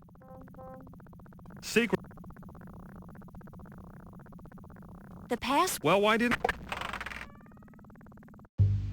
I want to marry an archaeologist and keep his artifacts warm. I travel with him through jungles and deserts. Never heard weather that. out every storm. If he wants me to, I'll burrow and Never heard dig that. from burials small and pebbles big. Oh, I want to marry Never an heard- archaeologist. What a marvelous gig. That name, it rings a bell. I think he works on the docks. We'd be famous and well-to-do. Oh, I want to marry an Va-va-voom.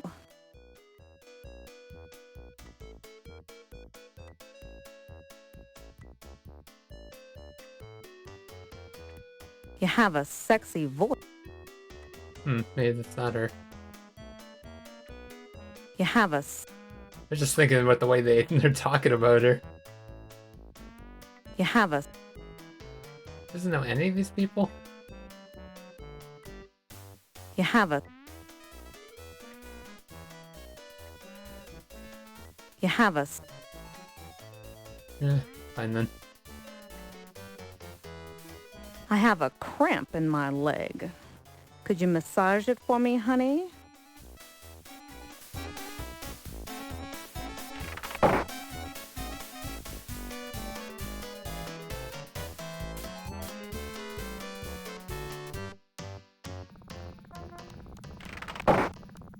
There are no car.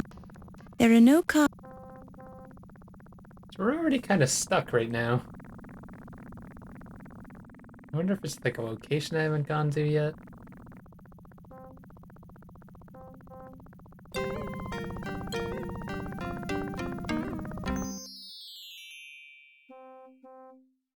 Did I talk to the other kids? So what's your name, little boy? Biff. My, what a nice name. It's a nice day, isn't it? I don't know. Well, there's not a cloud in the sky and the sun is shining. I guess. Makes the ants light quicker, that's for sure. Jeez, there's like so many ways you can ask these people about stuff then. Say, did you hear about the burglary at the Lion-Decker Museum? Pretty exciting. Did anybody get killed? I don't think so. Then big deal.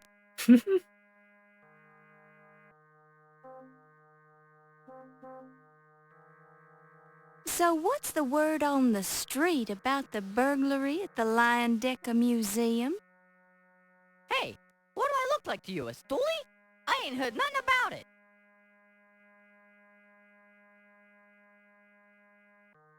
Lady, it's really none of my business. Sorry, lady. My parents say I'm not supposed to talk about anything. They're very restrictive, aren't they? That's kind of what I asked them, but they said no. How if I give them the baseball? This nifty baseball wouldn't be of any use to you, would it? I don't know. Let's see it. Not bad. I'm not sure about this Bob Roos signature, but it's not a bad imitation. Stitching integrity is about 89%. Want to trade? That's just what I was thinking. I could use that magnifying glass you boys are Oh, using. I didn't even think about that. Hey, Scram, we're using this glass. Have we got a deal? Okay, why not? Here you go. Hey, what a jip. Now how are we gonna moidalize these ants? Ease up, Stinky. We're almost out of ants anyway. Then we'll go to Old Man Meadow's place and bust up his windows. Jeez! Yeah! Thanks, lady. Pleasure doing business, witches. So, Thank you, young man. what's a magnifying glass going to do for us? You pick it up and place it in your Apparently purse. there was like a million uses for the monocle in the first game that I just didn't know about. Because you have to type examine with monocle. Just saying use monocle didn't work. Oh man, how do you spell magnifying glass? We'll just say glass. A magnifying glass, slightly scratched but still in good condition. Up close, you see words printed on thin cardboard. The cover isn't made of cheap leather. It's made of cheap imitation leather. So what could I use that for? There are no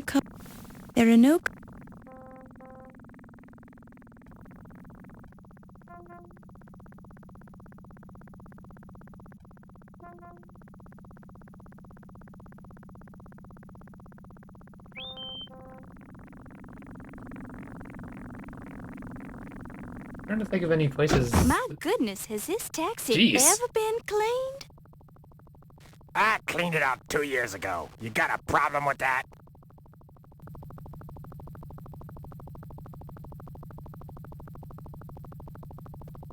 Thanks for your critique of my lifestyle, miss. Now get out of my cab! Damn.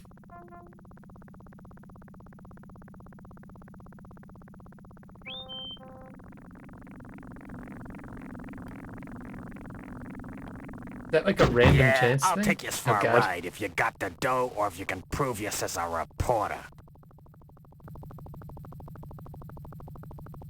Okay, Toots, where can I take you? So what am I gonna do with this thing?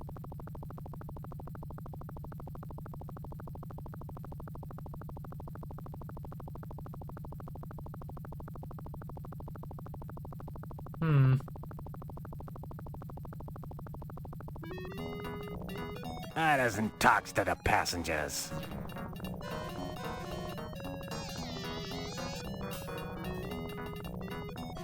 Look, lady, I'm paid to drive you around town, but I don't like talking to the passengers.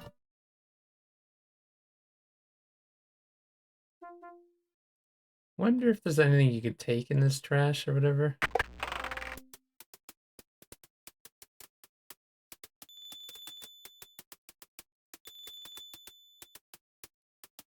One notice reads, when upon close inspection you see nothing new here. That's not the sort of thing you want to examine too closely. That's not upon close inspection. I wanted to ask him about the one person, I forgot about it. Sorry, but I don't... This is now you. Upon close... that's not...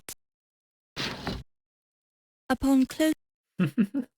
I don't know what to use this for.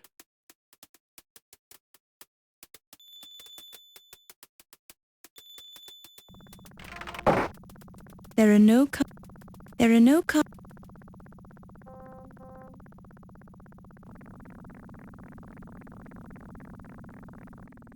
feel like in general, I haven't made really too much progress.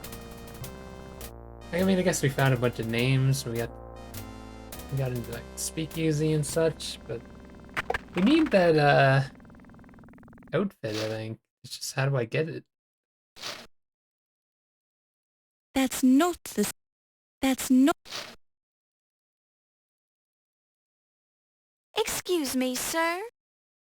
Sorry, it's not my precinct. What is that voice? It is better to know some of the questions than all of the answers.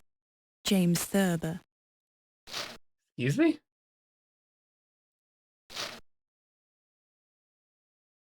Here now, stop that! That's not... Here now! Whoops. Sergeant Dennis O'Flaherty is the beautiful mahogany countess. Weird. Nothing Careful, like there. Sergeant O'Flaherty doesn't take kindly to citizens trying to make off with police property. It doesn't say what it is. The beautiful mahogany countess serves a...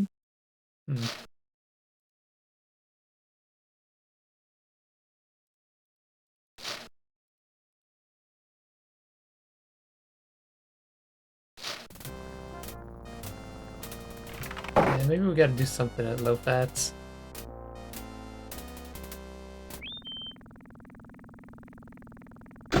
Yeah, I'll take you as far. Okay, Todd. Real quick, like, you... Oh, yeah, you can't... Wait a minute. Shit! They don't give me enough time in there! There's gotta be something in there that we need, then. I thought I would use the magnifying glass for it, but I guess not. An evening gown hangs on the rack behind low fat. It's a couple of years out of date, but it appears to be your size. Wait, why An is it evening gown hangs on the low rack fat? behind low fat. It's a couple of years out of date. Upon close inspection. Upon close...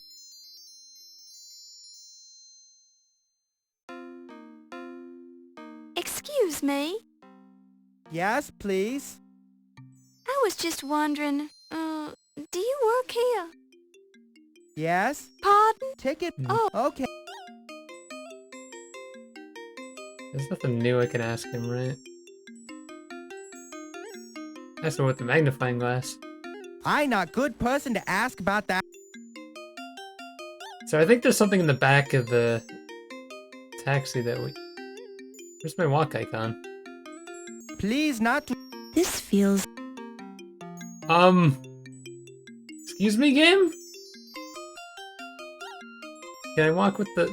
I can't walk with the keyboard, but what's going on? I can't walk. This feels... Why pick... There's nothing... What's happening? Pardon? Yes? You wouldn't happen to have something... This not close. Yeah, we already... Silence. You remind yourself of the... How do I fix this? It is... This... Is there a keyboard commands for changing between things? Whoa. Change the volume apparently with the F keys. Oh, now it's like super quiet. Somewhere around there. Am I just gonna have to load? I mean, it's not like I did anything since getting the glass.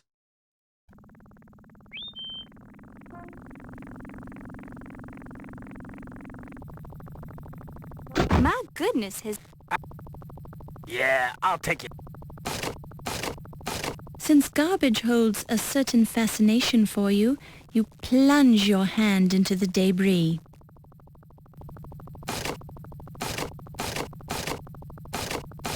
You pick it up and place it in your purse. The seat feels sticky. An old laundry claim ticket from Low Fat's Chinese Laundry. Ah. A close look reveals that the ticket is 2 years old. Okay, Toots.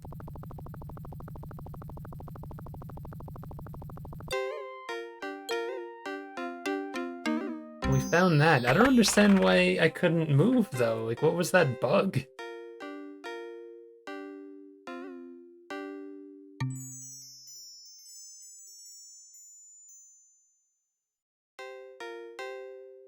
This claim ticket 2 years old today. You very lucky woman. Almost give this clothes away.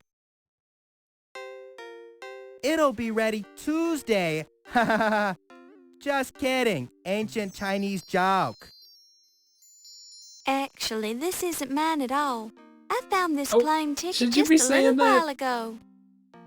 I'd feel badly if somebody would have come back for this. You worry for nothing. Nobody come in for 2-year-old laundry. Lady who owned this dress probably dead by now. Ha ha ha. You're a strange man, Mr. Fat, but I kinda like you. Yeah, I'm guessing we need a place to get dressed. A size 7 evening gown in the latest style. Even though it sat unclaimed in Low Fat's Chinese Laundry for 2 years, some fashions never go out of style. The gown feels silky. Nice weave in the material. While this is an interesting approach, it serves no practical purpose.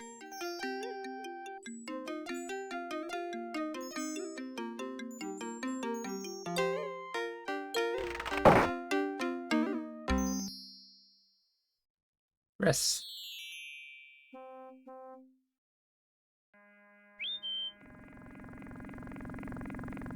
So far, the progression in this game seems very, like, straightforward. Yeah, I'll take you for a ride if you got the... Basically, if something new happens, you need to deal with the new thing. Okay, What I've Toots, learned. where can I take you?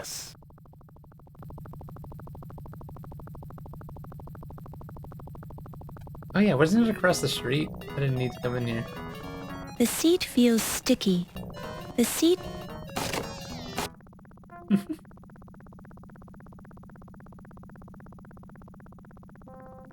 I'm guessing this is the only place you can get changed, because they mentioned that there's no women's room in the We're closed. newspaper, right? Secret.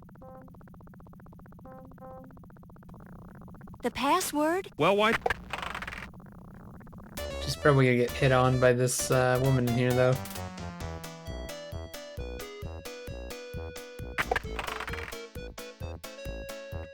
Va-va-voom. Yeah, of course. Nice body. But where did you get those clothes? Salvation Army? Why'd you say it like that? A handy partition for changing your clothes in privacy. Currently, your old clothes are hanging here as well. We actually... You straighten out your... The partition is bolted to the floor, so you can't move it.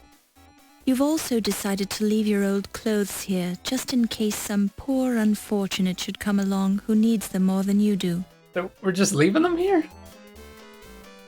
I have a cramp in my leg.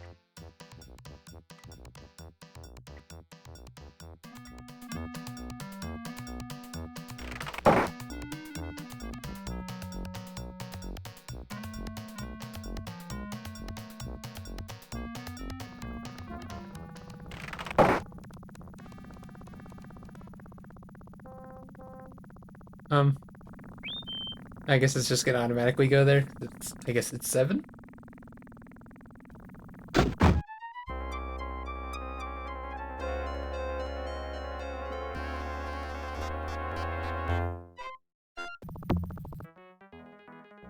Act 2. So we're finished Act 1. I don't know how many acts are in this one. I went to read the manual, but there's like no... I probably should have read it Your on perky Dog. demeanor and thorough technique are making you a first-class detective. Huh? That mean I did good on Act 1? There's probably ways to do better than other ways, I guess.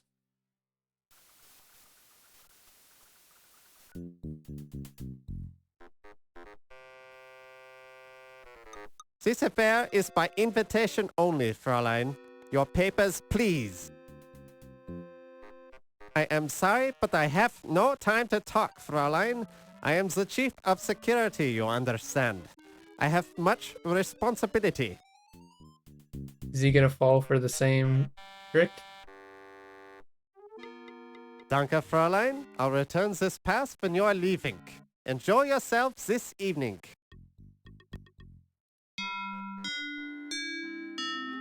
Oh, the clock is back!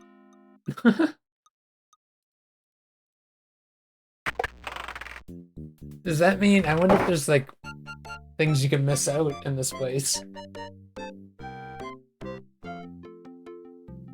It's a colossal bust of the pharaoh Ramses II, discovered at the Ramesseum, his mortuary temple on the Nile's west bank opposite present-day Luxor. The complete Ramses statue stood nearly 60 feet tall and weighed more than 1,000 tons. You get all that? There's gonna be a Presumably quiz later. Ramses was not this large in life, although many people have stated that Ramses had a big head. This man looks like he's very low on moral fiber in his construction. Wow. His eyes dart around the room nervously, as if he's expecting someone to jump on him. His bald head reflects the overhead lighting. Damn, this narrator just went hard on that guy. Dr. Pippin Carter is a tall, dignified, middle-aged gentleman with a carefully trimmed mustache. You eye this woman with a certain amount of jealousy. Her fashionably high cheekbones, impeccably styled hair, and sultry eyes make you feel mousy and naive by comparison. This snappily dressed man looks like an accountant, but there's an air of mystery about him as well. This short, blustery man reminds you vaguely of President Roosevelt. Despite his diminutive frame, his bearing is self-assured and cocky, and his pince-nez only adds to the aura of distinguished snobbery. Heard any good rumors lately? Maybe, or maybe not. What's it realize it was him. worth to you? Well, I don't have any money right now. Then I ain't got no rumors for you, Toots. Guess there's nothing else we can really ask him, right? All people we've asked him everything else, so unless he has new things to say about some of these people. Wait. No, never mind. I thought one of the names disappeared. Nice working, girl. I knew her when. Now she's a big hotshot museum, what do you call it? Back then, she was a streetwalker, if you catch my drift. Man, it's creepy. This is quite a party. Does a museum always have a big fundraiser when they open a new exhibit, Dr. Carter?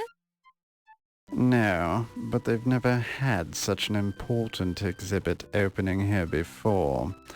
And I'm an important curator with an important salary, so the museum wouldn't have been able to keep me employed here without financial assistance. You must be very important for the museum to go to so much trouble. Naturally. The museum is lucky that I accepted this position as the head of their new Egyptian antiquities department. Why, my name alone will attract more visitors and more money to the museum. Any chance that the Tutankhamun exhibit will make a stop here on its American tour? No. I'd hate to embarrass my relative by putting his Tutankhamun artifacts on display here. They pale by comparison to my own great discoveries, such as the Dagger of Amon-Ra. Too bad it got stolen. Of course. How silly of me to think otherwise. Yes, that was rather silly of you. Jeez. That reminds me of Rudy from the first game. I believe he was the Emperor of Rome just after Justinian. What?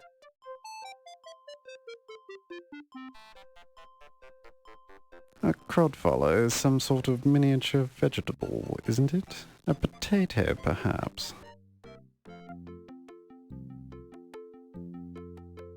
That's me, you silly girl. If you want to arrange an in-depth interview, we'll have to schedule it later in the week.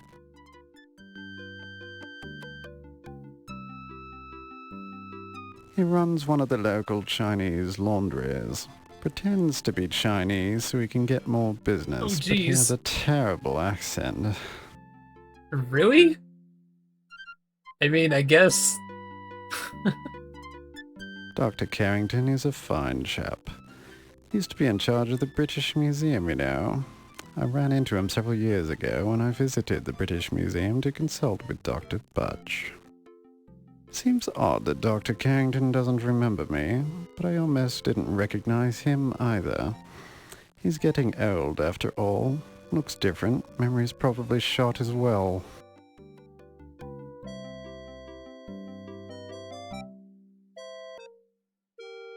A relative of yours, perhaps? I don't remember introducing ourselves to him. Ah, yes. Can't say I'm too impressed with Detective O'Reilly. Couldn't find a single bloody clue about the Dagger burglary. And he has the nasty habit of chewing on grapes constantly, probably to cover up the smell of the alcohol he drinks.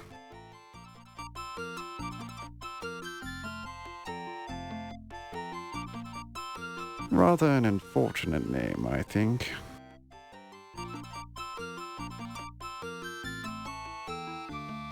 Of course I know Ramses. There were several of them, actually.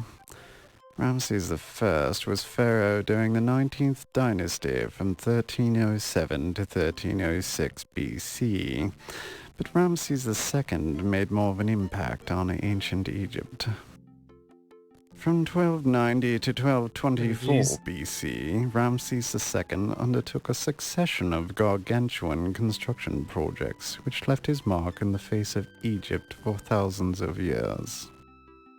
His mortuary site at Thebes, the Ramesseum, contains a temple to Amon-Ra, a royal palace, a mortuary temple, and several storerooms.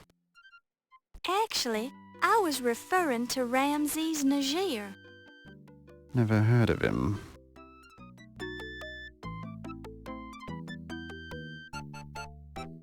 Ah, yes. Heimlich's the security chief here. Not a particularly good one, obviously, since the dagger was stolen right from under his nose. And he's rather too intense for my tastes.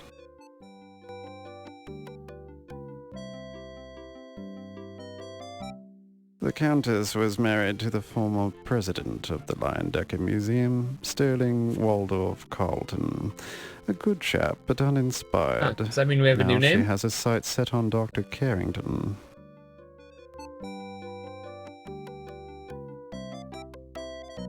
No. Steve Dorian. The stevedore with the ridiculous name. He's the fellow who helped unload my artifacts from the steamship. If it weren't for his odd name, I would have forgotten him entirely.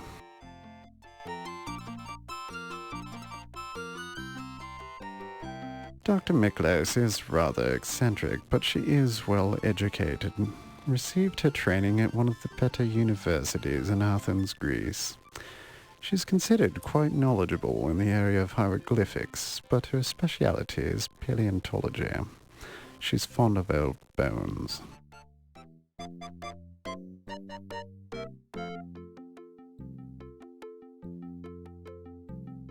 That trollop sleeps with everything that moves, and some things that don't. It's only by sheer strength of will that I've resisted her advances so far.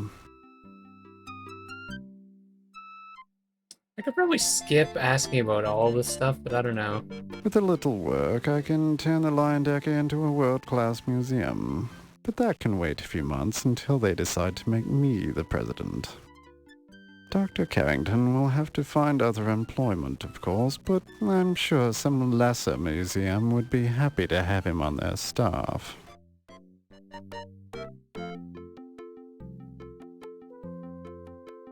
The police station is the last refuge for the incompetents in this city. However, if you're looking for a constable, I'd suggest one of the donut shops.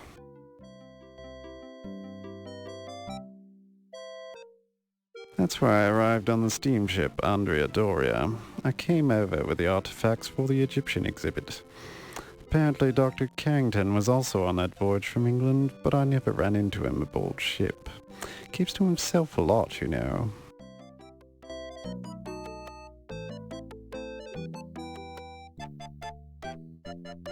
We lost... Oh, the Charleston. I guess because we don't need Would you say it. this has been a good year for you, sir? Well, let's see.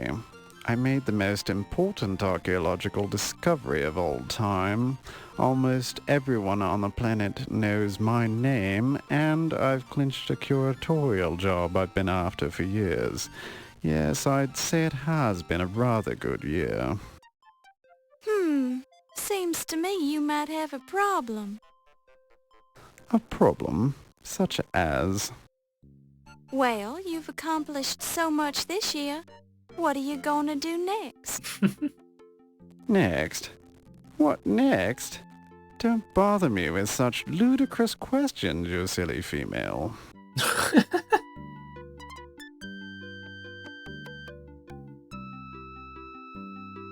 You must be very upset about the burglary. Quite so. If I ever find out who stole my Dagger of Amon Ra, they won't live to regret it, I can assure you. Oh my. Do you have any idea who would do such a thing? I have my suspicions, but I need more proof before I subject him to the full force of my wrath. Him, you say. Have the police learned anything? Those incompetents. Hardly. They couldn't even find any clues around the dagger display. Sounds like the burglar might have been a professional. Perhaps. It's more likely the local constable couldn't find a clue if it jumped up and bit him on the bum.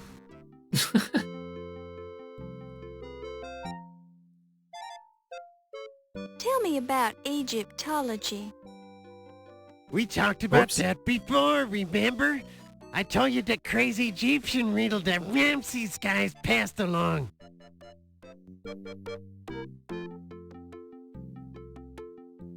Since you're an expert on the subject, what can you tell me about Egyptology?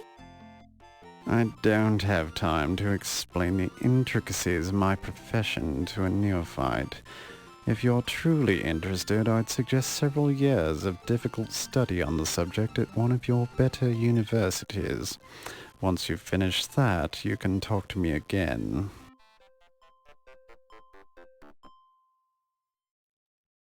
Whoops.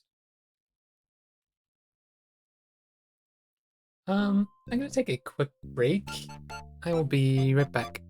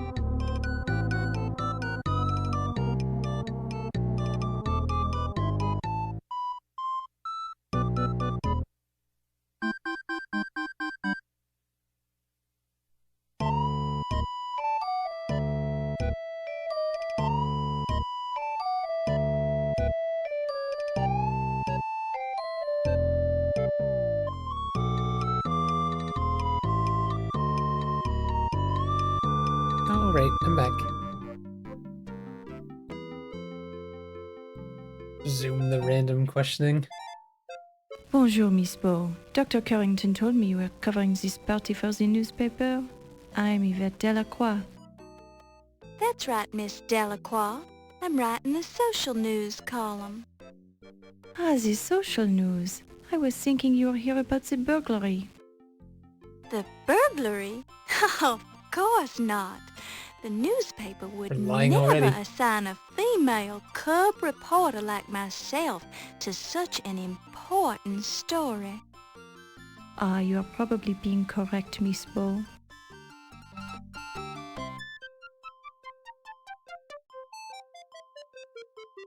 Monsieur Agostini, you know him? I understand he's a very powerful man at the newspaper. I would like to meet him sometime.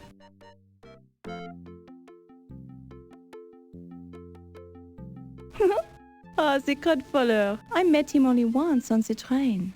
The train was the sleeper car. It was dark, and I climbed into his berth by mistake. He will always remember that meeting, I am sure.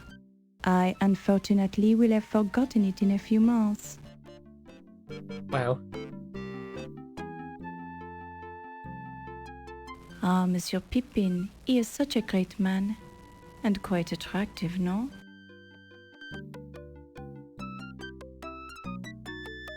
The low-fat, I know him. The little laundry I take to the cleaners, low-fat does it himself. We have the deal he enjoys, so it costs me nothing.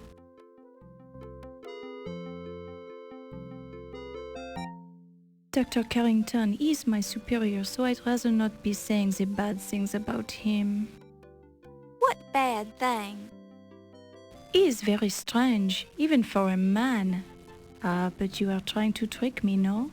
It's best that I am not talking about him.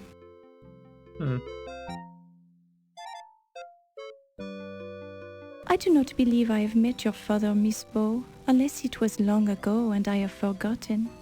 I have met so many men, it is hard to keep track of them all.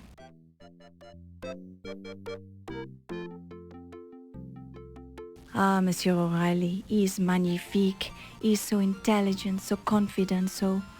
Ooh la la. I assume you've met him before tonight. Oh yes, we are, how do you say, the old friends. And it never hurts to have the highly placed friend on the local police force, no? I suppose that's true. What do you think of his burglary investigation?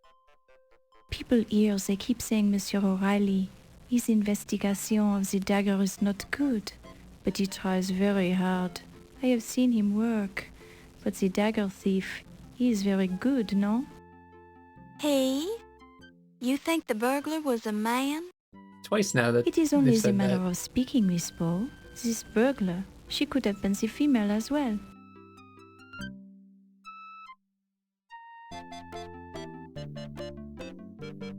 The annoying little man, I met him at this speakeasy long ago, but he is not my class of person, no. He is of the criminal type.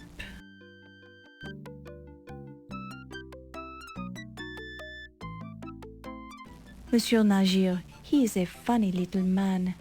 I see him in many strange places in the museum, but he is only the accountant for us, so I don't understand why he is here all the time. Do you think Mr. Najir could have stolen the dagger? Why, because he is the Egyptian? I do not think so, Miss Bow, but I do not know him so very well. He is a man after all, and who knows how they are thinking.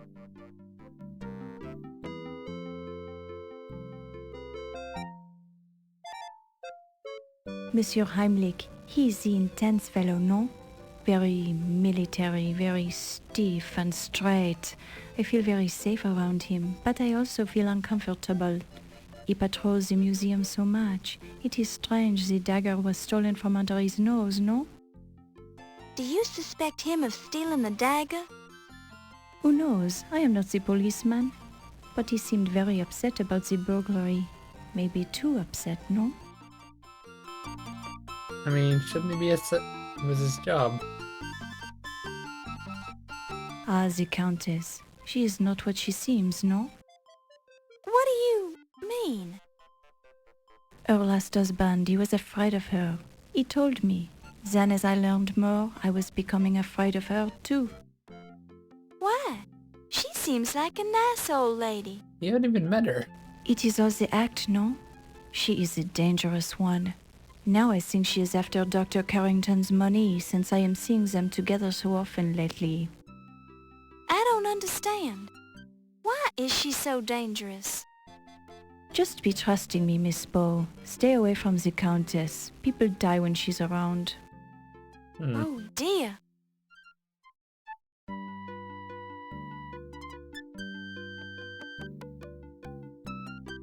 Ah, this Steve, he is so big and handsome, no?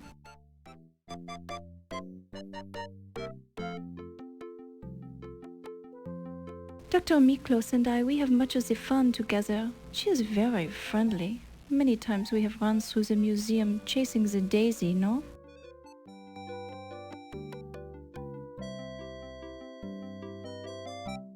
Yes, I am Yvette Delacroix, but I am not one to be talking about myself too much, no?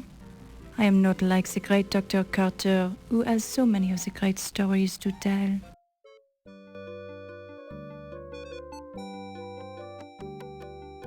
The museum, it is such a wonderful place to work. The people, they are so friendly, and I am enjoying my work here. I intend to be the president someday.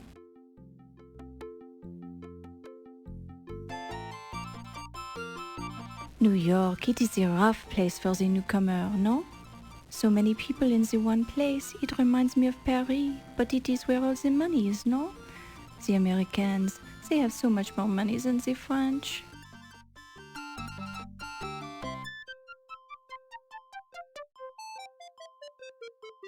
Has this been a good year for you, Miss Delacroix? Ah yes, every year is a good year for me, Miss Bow. It is all a matter of the attitude, no? Why, that seems like a very healthy point of view. Merci, Miss Bow. You are very kind.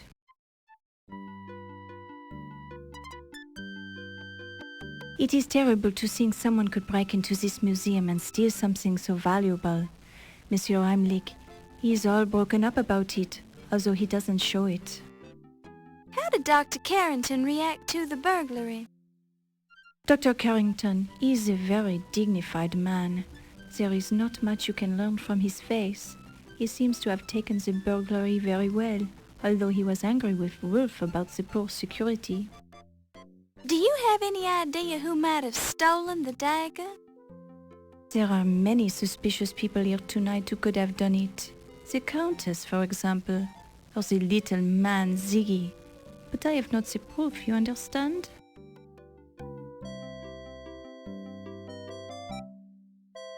You should ask Dr. Miklos or Dr. Smith about that. Good evening, sir.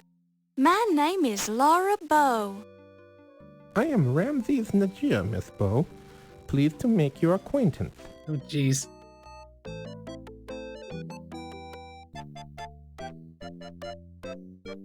I'm afraid I do not know Mr. Agostini. I live a very quiet life, and I do not know very many famous people. Why do we have to talk to Mike Tyson here? Crodfallers? No, thank you. I try to restrict my intake of sugar. It has a bad effect on me. 1,000 curses on that man! He defiled the tombs of my sacred ancestors for his own personal glory. He doesn't care a fig for what's right and what's wrong. His own evil deeds will catch up with him, though. Just wait and see. This guy is immediately suspicious.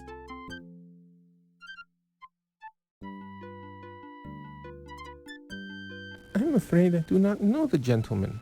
I lead a rather solitary life. Just me and my little family. I have heard a great deal about Mr. Carrington, but I do not know him very well. We have only spoken once or twice, but he seems like a cultured, charming fellow.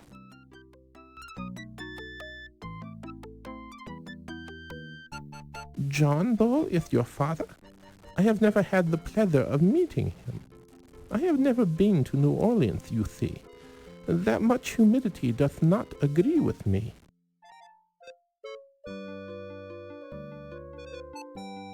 They said he's Egyptian. Like, is he not from Egypt? To be perfectly honest, I do not care for Mr. O'Reilly. I do not think he sees the beauty in ancient Egypt. He is somewhat blunt in his approach to others as well. I suppose that is just part of his job, however.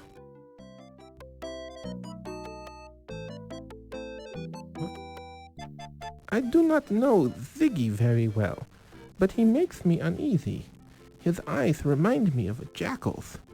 I met him briefly at the party, then avoided him the rest of the time. He's right here, though.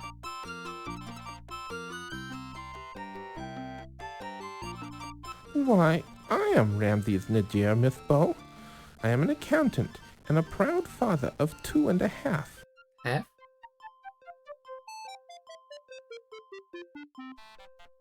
I find Mr. Heimlich to be most intimidating. He seems to enjoy looming over people.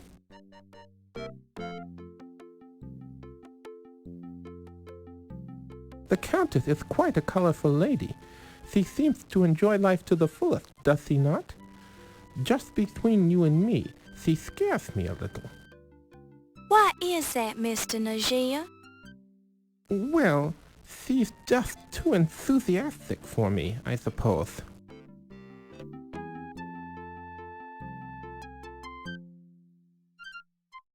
Mr. Dorian is a very healthy-looking young man. His mother must have eaten well. What does that even mean? Dr. Miklos is a brilliant individual, but she is certainly a little strange. Ah well, we all have our foibles, don't we, Miss Bow?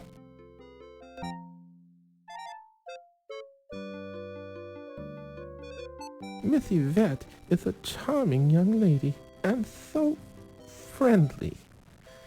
She seems genuinely interested in Egyptology. We had a long discussion about tombs one time.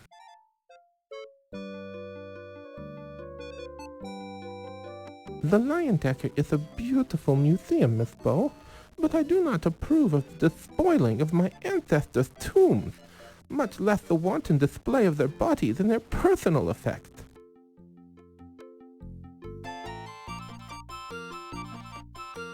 Do you like the city of New York, Mr. Najee? Well, it is a very lucrative place for an accountant to set up shop, but the city itself is rather large and frightening.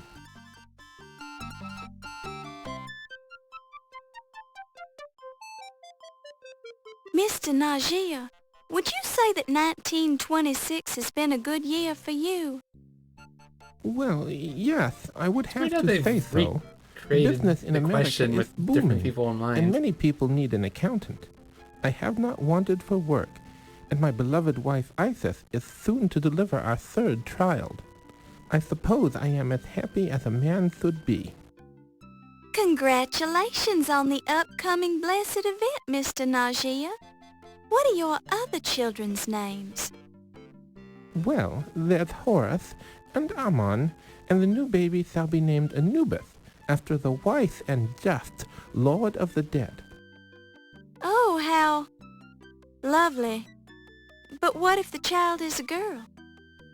The name shall be Anubis either way. It is a wonderful name for either a boy or a girl. Is it though?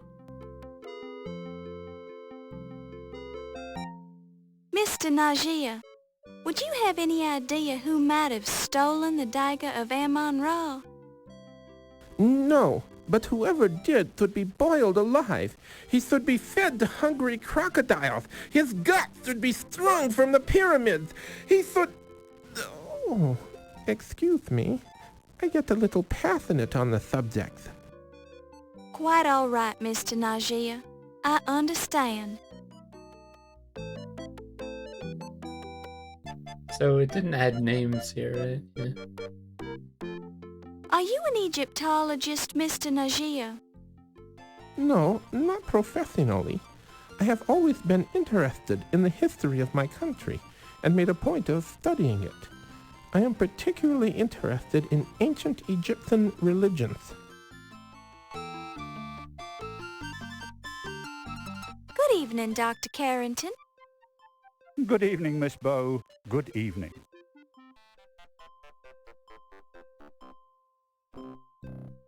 I'm afraid I don't know the gentleman.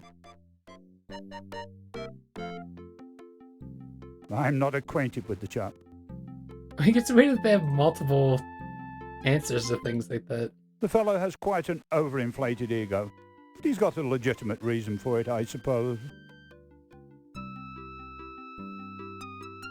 I also wish it would just keep this menu up after I've you ask never the even question. seen the chap. Why, that's me, young lady. Dr. Archibald Carrington III, at your service. I've never met your father, Miss Bow, but I have a deep respect for the minions who uphold the law. Minions? Oh, he's a good enough chap for a law enforcement peon. But you just said you had respect for people who uphold the law. Miss Bow, I find it vaguely offensive that you would even think that I know anyone named Ziggy. He's standing right there. Now there's an intense personality. He doesn't look it, but there's something seething below the surface. I'm frightfully sure of it. In any case, the fellow is a fine accountant.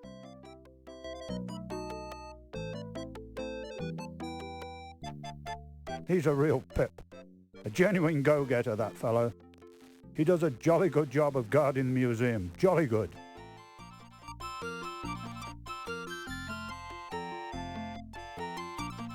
Now there's a lady who truly supports the arts. A real patron, that old girl.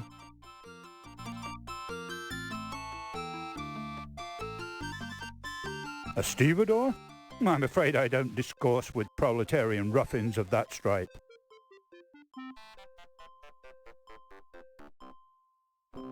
Dr. Miklas is one of the museum's most respected curators.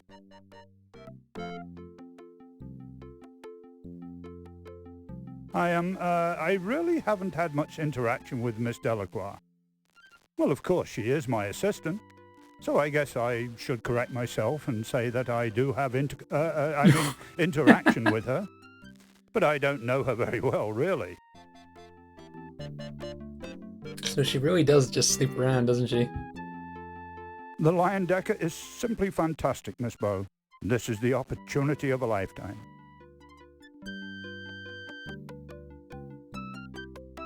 Do you like New York, Dr. Carrington? To be frightfully honest, at first I found it to be a bit rough around the edges. But now I'm beginning to see its somewhat primitive charm.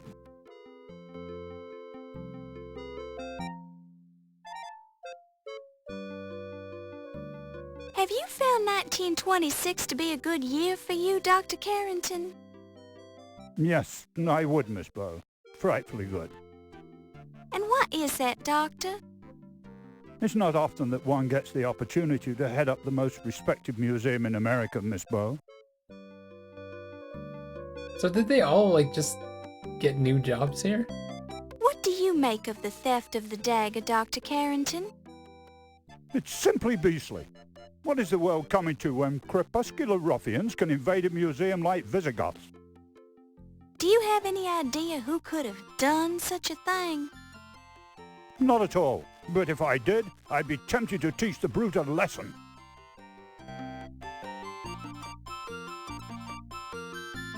Egyptology is all quite the fashion now, Miss Bow, but it's been a serious science for many years. I can recommend a number of fine books if you're interested.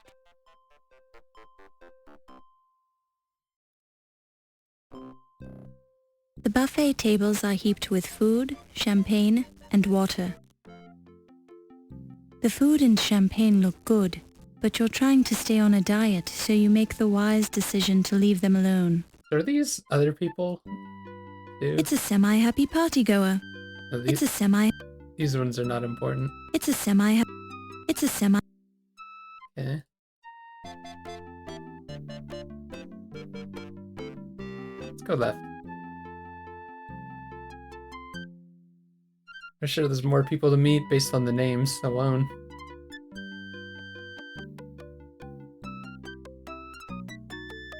You see a rotund, ruddy-complexioned man in a fez. Despite his bulk, he moves with dignity and grace.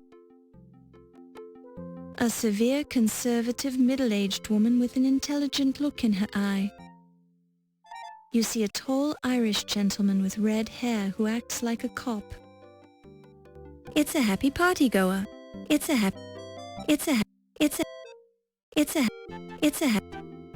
It's an alcove occupied by a very impressive urn that contains the ashes of the deceased architect of the Lion Decker Museum, Arvin Slatherlord Loudermilk III. The extra-large size urn had to be specially built to accommodate Loudermilk's massive ego. What a dig. You must be Dr. Ptah Sheptut Smith. Nice gold ankh you're wearing. That's a name. This is quite a party, isn't it? We didn't learn that name before, I though. find it distasteful to celebrate thievery in the name of science.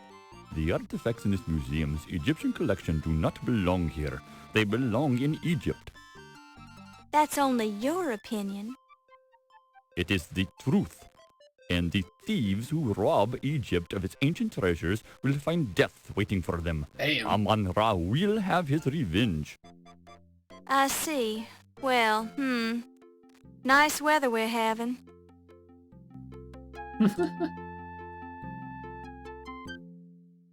Was she gonna walk in the way every time? I do not know this individual. And we have a lot of questions to ask I these still people. have some trouble with your language. I do not know this crowd fella. It is some sort of local delicacy?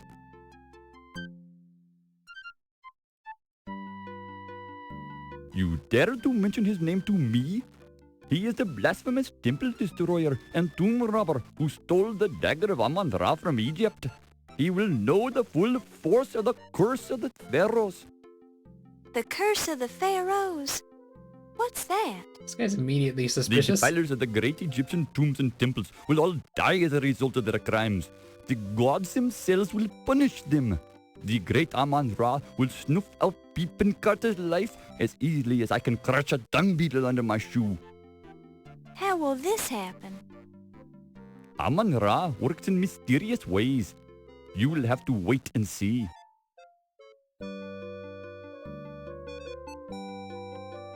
I do not understand the term low-fat. Perhaps it is because I learned English in Egypt.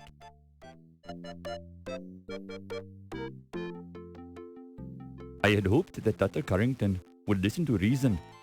I had made another appointment to speak with him about the return of the Dagger of Amon-Ra to its rightful home. But this seems futile since it is no longer in the museum. Another appointment?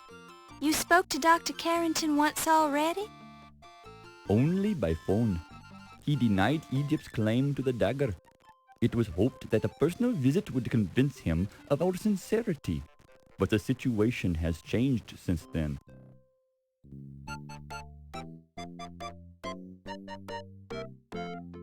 The English longbow was a formidable weapon. The English won the Battle of Agincourt against formidable odds because they were equipped with longbows. I said John Bow, not Longbow. That's a different I've game. never heard of a John Bow. It must have been an American invention.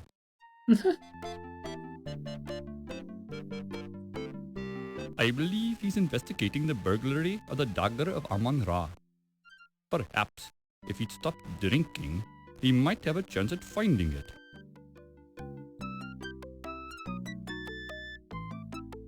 Never heard of it.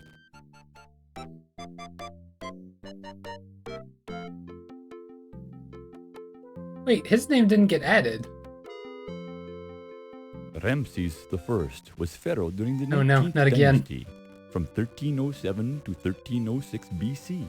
But Ramses II made more of an impact on ancient Egypt. Ramses II was responsible for gargantuan construction projects which left his mark on the face of Egypt for thousands of years. I admire his great works and hope to emulate his feats someday. Actually, I was referring to Ramses Najia. Nigeria's never heard of him.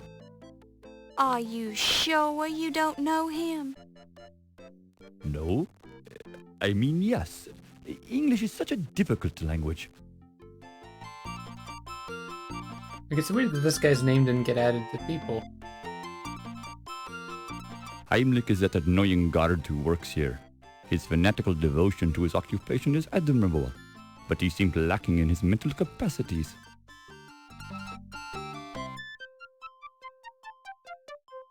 I have only met her briefly, but she seems to have a sincere concern about my problems.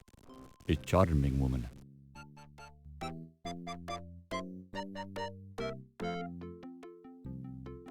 Do you know Steve Dorian?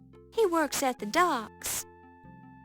I don't associate with common dock workers, madam.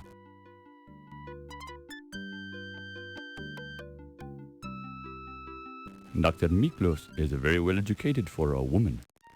Oof. I would like her more if she were an Egyptian. What?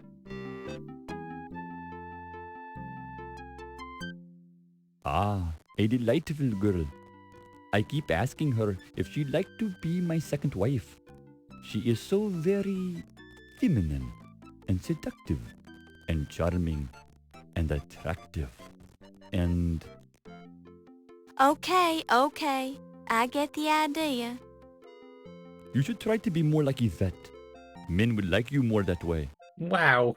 Men like me just fine the way I am. What a jerk. That's what you think. I find you quite annoying. Wow. You ask yourself if you can handle the task set before you, then demonstrate your characteristic pluck by resolving to do your best.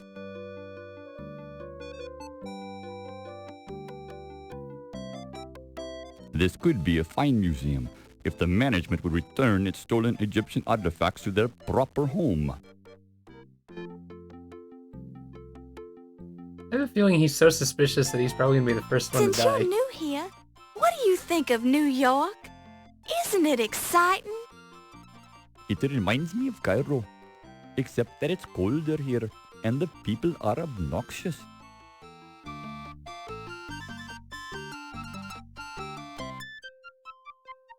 Would you say this has been a good year for you, sir? No.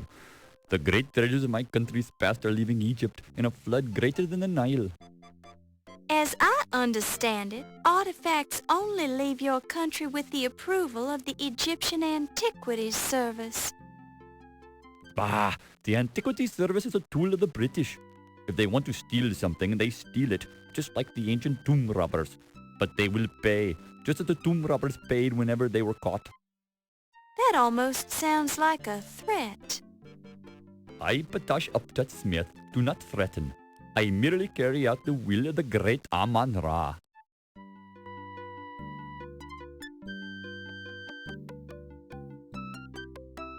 Have you heard anything about the burglary? No. Do you have any idea who would want to steal the Dagger of Amon-Ra? It has already been stolen once, from Egypt. I can see I won't get anywhere with you on this topic.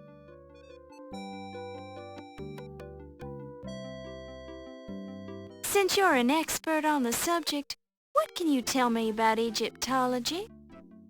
The study of ancient Egyptian history is of the greatest significance. Many of our modern religious customs originated in the ancient world. The time of the great pharaohs and of the great Egyptian gods was the peak of human civilization. Our modern society is a mere shadow of its former glory when compared to the pinnacle of human development reached by the ancient Egyptians. They knew the truth, and the truth was Amon-Ra. He led Egypt to world domination. Aren't you exaggerating just a teensy bit? I would not expect you to understand. You are not an Egyptian, and you are a woman. Wow. What's that supposed to mean? Rude. I grow tired of this topic. Speak of something else if you wish to continue our conversation. Good evening, Dr. Miklos. Oh, good evening, Miss Bo. Now we start again. Mr. Agostini? I have only met him once or twice at social affairs. He seems to be very competent, that one.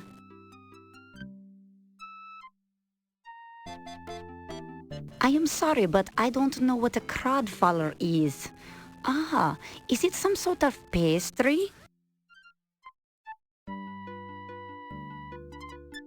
Dr. Carter is an odd one, if you ask me. He is so very interested in gaining personal glory. He doesn't seem to fully understand the beauty of what he has discovered. Why, the Amon-Ra artifacts are a symphony, a tribute to the wonders of death. Ah.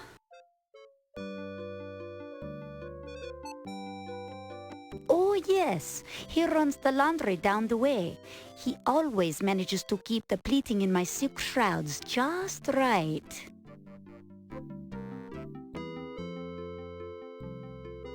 Dr. Carrington is a quiet one.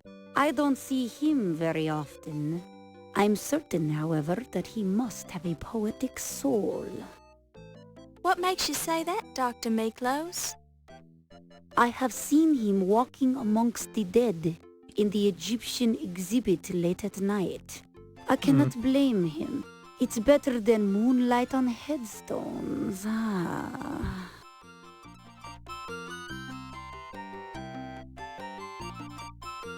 No, I'm afraid I don't know Detective John Bow. He is your father? That's nice. I admire the police. They get to spend so much time with the sick and the dead. And in New Orleans, yet with those beautiful cemeteries.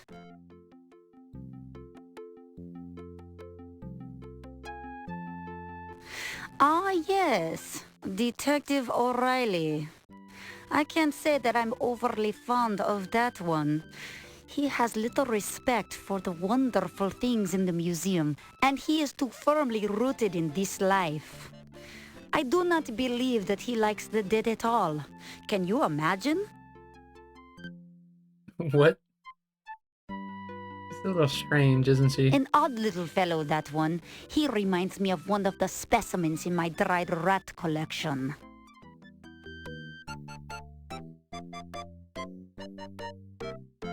Mr. Najir is a very quiet one, isn't he? And so polite. Sometimes I wonder about him, though. I see a certain light in his eyes, like Daisy's, when she's about to kill a spider. Who's Daisy? I think I like Mr. Najir.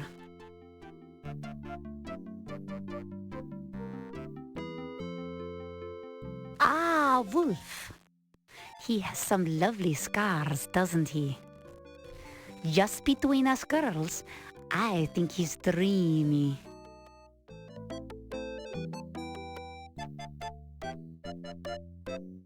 I don't know if I trust that one. She screamed when she saw my beautiful dried rat exhibit and cried out like a baby when my ferret Daisy bit her ankle. Foolish woman. Yeah, how dare she cry when she gets bit? Ah, the young stevedore, Steve Dorian? He is a charming young fellow. I imagine he has some wonderful scars from working on the docks. Really likes scars, doesn't she? Me? How sweet of you to ask about me, my dear. Well, I consider myself a simple woman. Just an echoing museum, a few hundred dead things, and a ferret for company. And I could be happy for the rest of my life. Well, with a little male companionship from time to time, that is.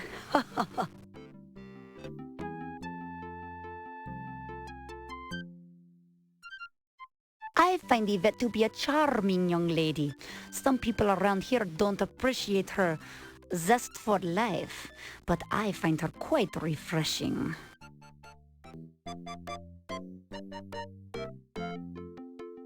The Lion Decker is my home now. I never want to leave it. Its musty hallways and creeping shadows are in my very blood. Can you imagine spending an entire lifetime drifting through the land of the dead? That opportunity is mine, and I treasure it.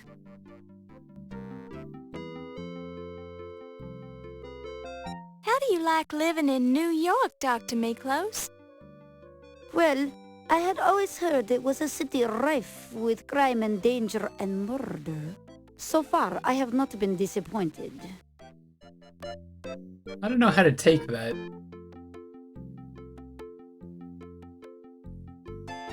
So, Dr. Miklos, has this been a good year for you? I would say yes, very good.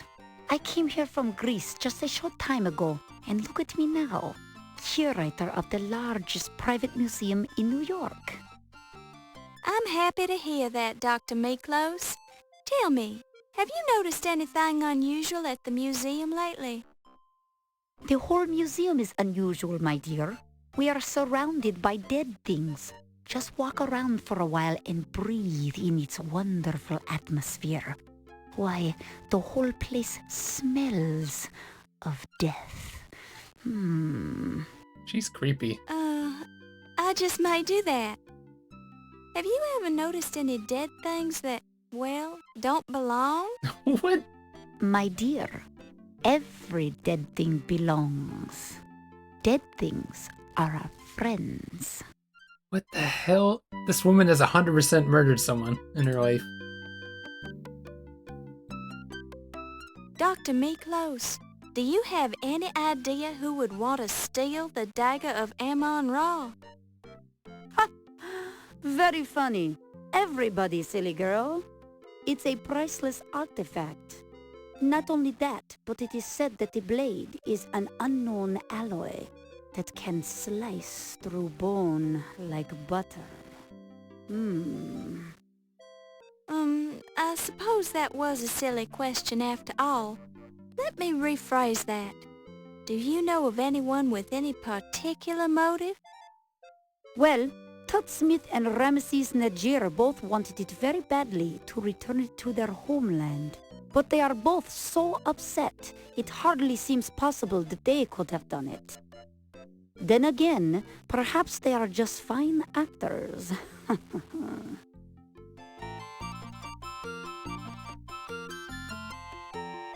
You're an expert in Egyptology, aren't you, Dr. Miklos?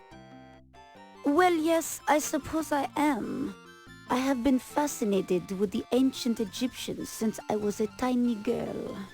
They loved death like you Americans love baseball.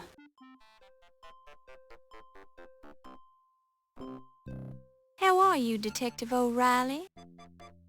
Just fine, lassie. You're looking lovely this evening. I stand in a way that... There we go. Here we go again! Now there's a man who doesn't know his head from a hole in the ground. Sure and begorra, anyone who'd allow his paper to print letters criticizing the police farce is downright addled. He's the wee pest who likes to hang around the station house. In fact, I thought he was supposed to cover this so-called event. Oh well, no big loss.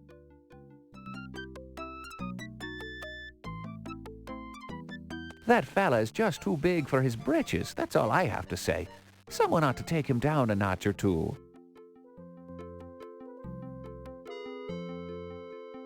That man is a few cards short of a full deck, but he always presses me pants, just like me sainted mother used to do. He's got too many brains, that one. He thinks he's better than us all.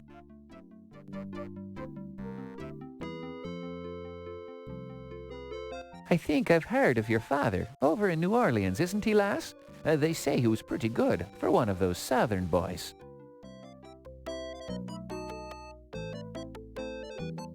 Why, that's me, silly girl, Detective Ryan Hanrahan O'Reilly, at your service.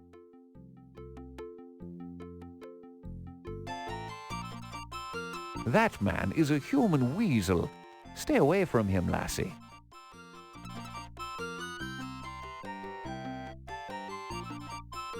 I don't like that wee fella.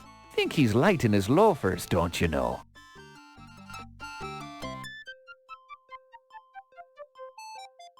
He's not much of a security guard, if you're asking me. How could I trust a man who allowed a thief to waltz right in here and steal one of the exhibits if he didn't do it himself? He hasn't even got an alibi for the night of the burglary, since he was here alone.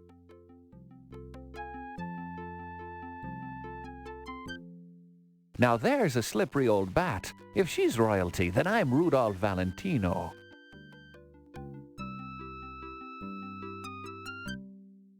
He seems nice enough, but I wouldn't trust anyone who works on the docks. They're pretty rough company for a wee lass like you.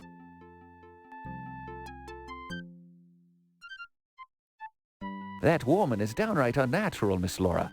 I'd stay away from her if I were you. She keeps asking me if I've got any scars, don't you know? He is a little creepy. Now there's a lovely girl. A real lady, don't you know?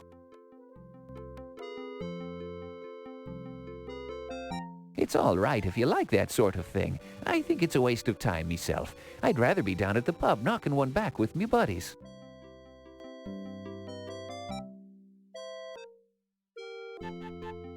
Do you like living in New York, Detective O'Reilly? Begorra, yes, girl. 'Tis truly the land of opportunity. Just look at me.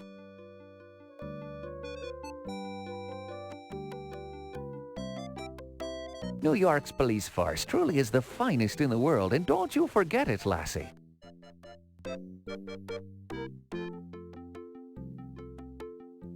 Detective O'Reilly, has 1926 been a good year for you? Oh, most definitely, lass. I've put away more criminals this year than you'll ever see in your whole life. That makes it both a bad year and a good year, doesn't it, Detective? I mean, if there were that many criminals on the loose to begin with, we must be in some sort of crime wave. You see it your way, lassie, and I'll see it mine.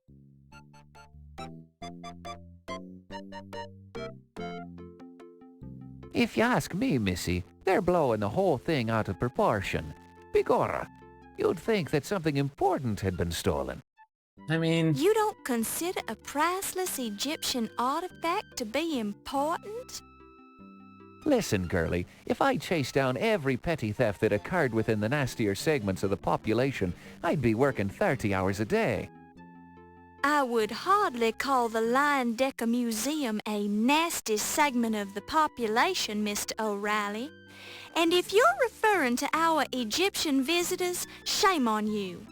And don't call me girly. Nice. By me father's whiskers, you're a fiery one, Miss Laura. All right, I won't call you girly, little lassie.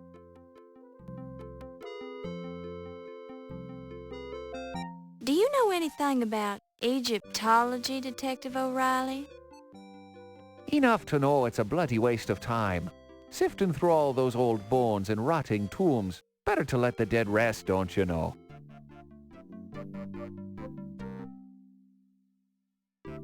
I'm gonna take a quick break here. I will be right back.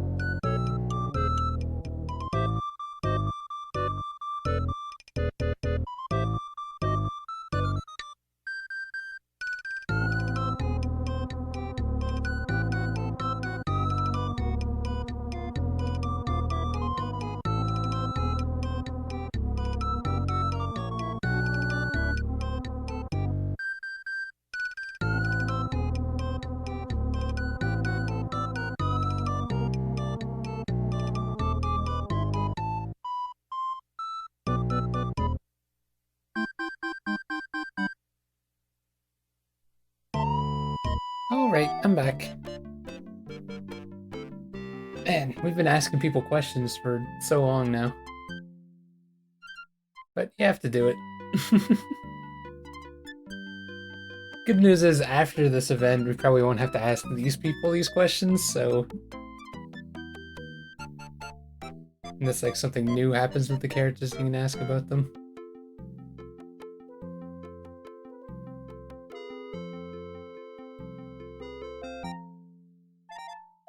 You see a short, elderly woman dressed flamboyantly, and you suspect expensively, and sporting a grotesque amount of makeup. In fact, when she speaks, you notice small flecks of base coat chipping off of her jowls and tumbling onto her furred collar. Jeez. It's a fanatically happy partygoer. Fanatically happy? There's only one more person, I guess. Gift shop? Hi, I'm Laura Bow, and I'm covering this event for the Tribune Society news column. Good evening, Miss Bow. I'm the Countess Lavinia Waldorf Carleton. Please be sure to spell my name right in your story.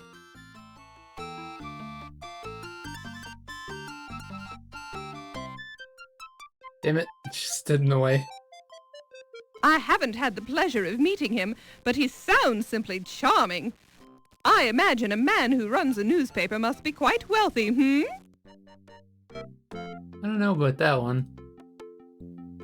Oh, I do enjoy a bit of crodfollow with my tea. Ah, truly a man of great ambition and integrity, hmm?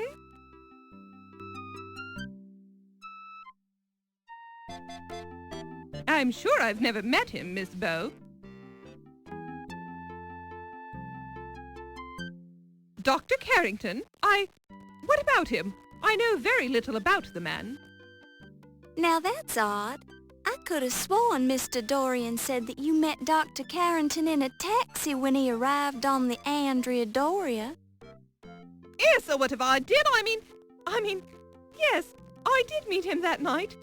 Our families are, old allies from the time of the War with Roses. I felt obliged to meet him upon his arrival. Noblesse oblige, you understand. What was that about? I've never met your father, dear girl. He's a policeman, you say. How delightful.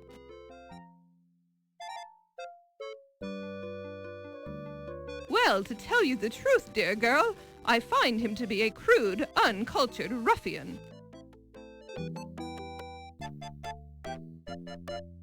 He seems a perfectly dreadful little fellow. Let's not discuss him.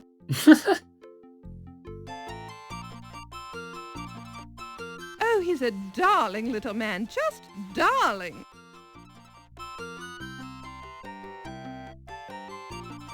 Oh, Mr. Heimlich is simply dreadful. I think his tiny taste of authority has gone to his little head, don't you, Miss Bow?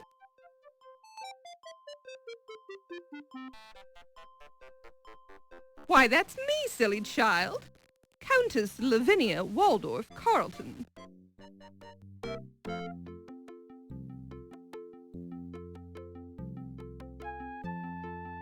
What a lovely boy. He has such charming manners, and he's so handsome,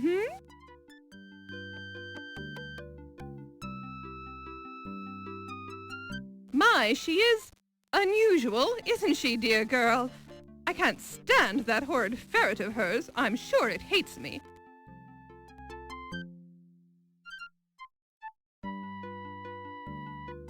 I am not interested in discussing that little trollop. It is better to know some of the questions than all of the answers.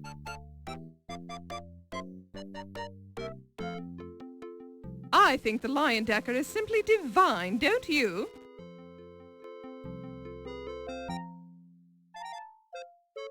New York is simply charming, Miss Bow. It has so much culture for an American city.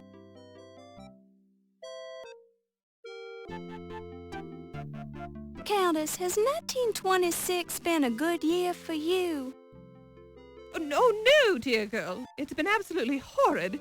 My darling husband Sterling died this year, you know. I don't know what I'll do without him. I'm terribly sorry to hear that, Countess. Well, aren't you the sweet little thing? Thank you, my dear. No.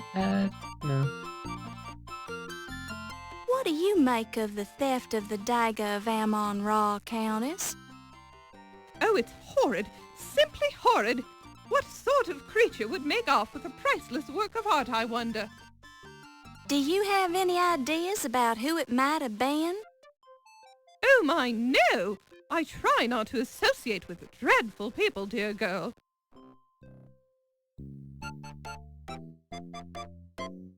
Do you know much about Egyptology, Countess? Only a little, dear girl. I find it quite diverting.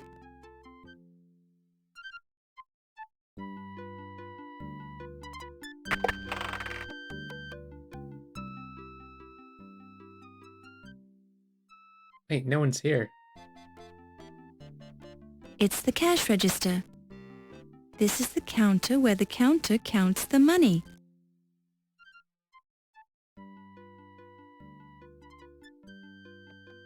Laura, you'd never steal. Don't touch it. You don't know where it's been.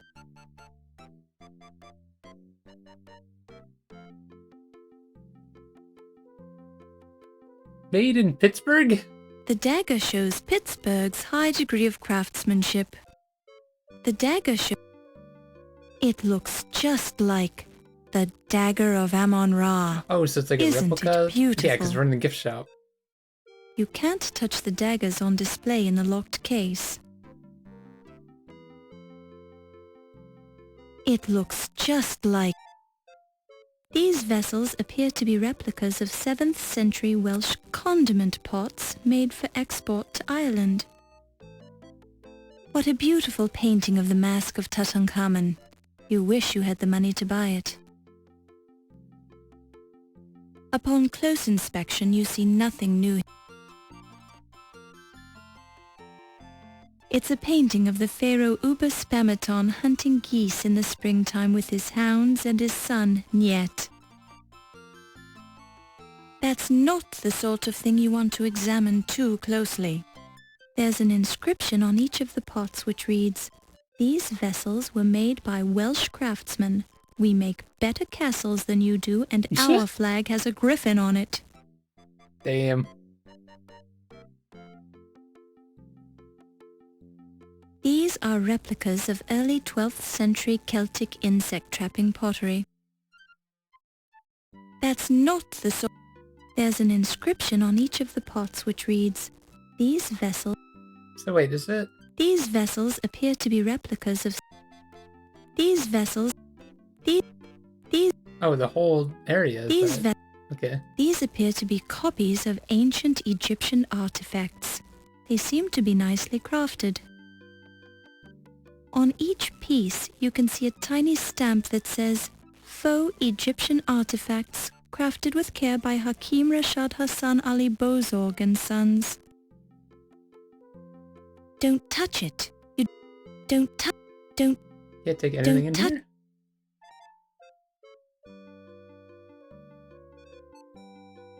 You can't touch the Don't touch... This case holds beautiful museum This is a replica of the pottery made by the Wheeze Neck Indians of southern Ontario. Southern All Ontario? their pottery was purple because they believed that moose are terrified by purple things. They used to set the purple pots all around their campsites to ward off potential attacks by angry moose. It didn't work. There's no moose in Ontario, as far as I know. What a nice smooth glaze on that pot. This is a It didn't. Don't touch it. So what's the point of the gift shop? What a beautiful Art Deco rug. You almost hate to walk on it. Nice weave. The rug is nice and clean. Like, you can't buy anything here. Maybe if we found some money or something?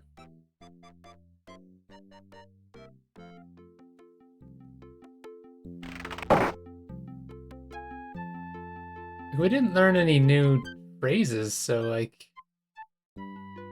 Please, Miss Bow, you're being rude. The urn is engraved with the name of Ignaz Leyendecker. It's an alcove occupied by a giant urn. The giant urn is occupied by the cremated remains of Ignaz Leyendecker, who financed the construction of the museum.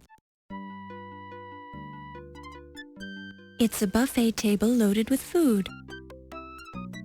The food is free of bugs, if that's what you were worried about.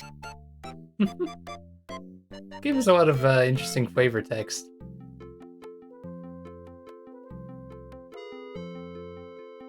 Looking at a small portion of the big head really doesn't do justice to the immense size of the statue, but you can see that the bust was sculpted with extreme care, almost as if the sculptor's life depended on it, which it did. You'd like to reach out and touch the Ramses bust, but decide it would be improper to touch the exhibit.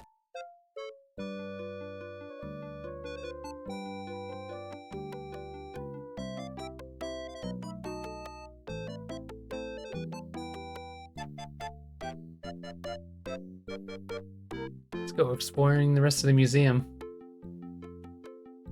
It's nice to actually be walking around and not asking the same questions as everyone. Although... Back to the Rotunda, Fräulein. The rest of the museum is off limits. And you are spooking their mastodons. What? The archway that leads to the rest of the museum. Well, what else can I do here? Neatly stacked water glasses. Oh, water. Some are full, some are empty. As a wise man once said, even empty water glasses have their uses.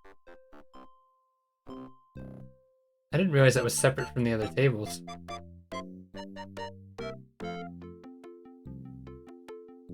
I thought she got stuck back there. Oh, excuse me?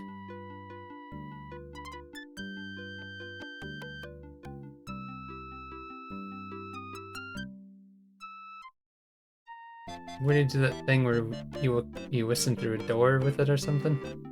You pick it up and place it in your purse. A crystal water receptacle. Is it empty or is it full?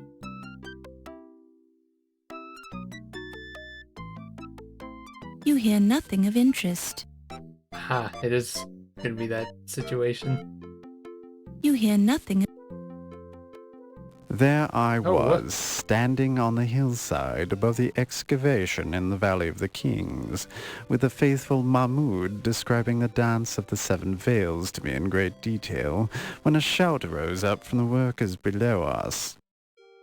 Sensing an important discovery at hand, since I have a sixth sense about these things, I scurried downhill to see that a step had been uncovered in the sand. It turned out to be the entrance to the Temple of Amon-Ra. I took the trowel from the Boskafir and cleared the sand away from the rest of the steps myself, revealing the entrance to the temple. The seal of the necropolis was intact on the door seal, indicating that the temple had not been disturbed. I knew that fate had brought me to the discovery I had been seeking for so long. Tireless after my exertion in clearing the staircase, I used a sledgehammer to break through the sealed doorway. Within lay the greatest accomplishment of my considerable career. Hidden within the darkness, untouched for thousands of years in the isolated temple, lay the magnificent Dagger of Amon-Ra, the greatest discovery of modern archaeology. Good show. Magnifique. Very impressive, Dr. Carter. So, that's when you heisted it, right? No, I didn't heist it, you annoying little man. I took it out of the temple and showed it to the workers, who immediately fell upon their faces, all 350 of them, to show respect for my accomplishment. That's hard to believe, Dr. Carter. Egyptian workers have proudly worked the archaeological digs for many years. I would not think they'd exaggerate their respect for you to such an extent. But then you weren't there, were you, Mr. Nagier? Well, no, that's true. And when was the last time you were in Egypt, Mr. Nagier? You seem to have lost some of your accent. Some? Well, it has been several years. I thought as much. Your discovery really was quite a remarkable achievement, Dr. Carter. Was remarkable, Dr. Carrington? You mean it is a remarkable achievement. There has never been anything like it before. Quite so. Correction noted, Doctor. If you will all be excusing me, I see a man I need to speak to. Certainly, Miss Delacroix. Certainly. Huh. So it's because I walked behind the table. I wonder if... Oh, it's over here now.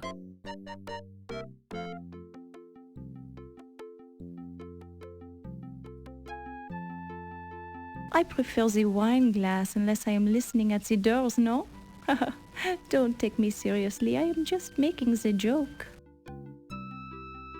Miss Bow, I am not wishing to be the rude person, but I must keep mingling this evening unless you have this specific question. I can't listen on them.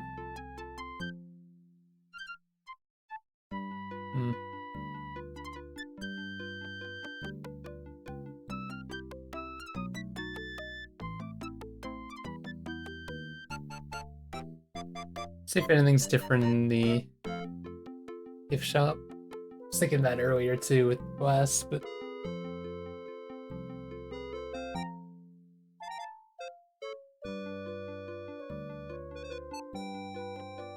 she's by herself, so can't eavesdrop on her. Unless she's talking to herself. Oh wait. It's the only door you here. Hear nothing of interest. So I had to try it.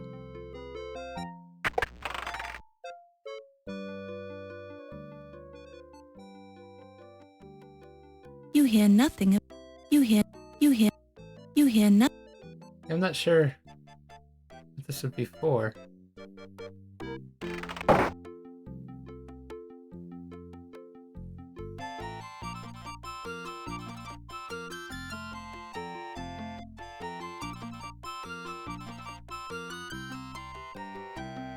Could be for something later.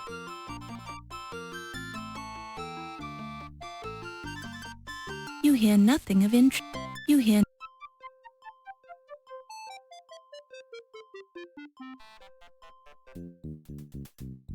Back to the rotunda, Fräulein.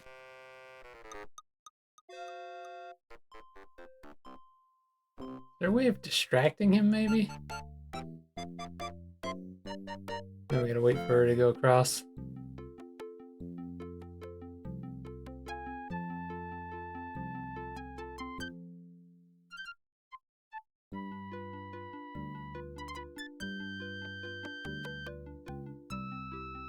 Maybe if I stand at this table?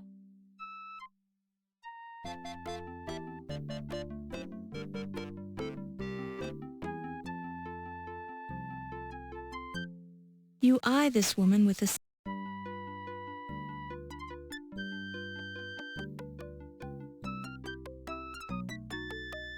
Said she wanted to talk to a man. I'm not in the mood. You don't have anything new in here?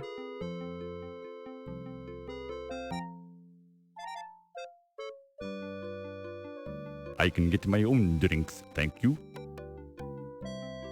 You hear nothing of...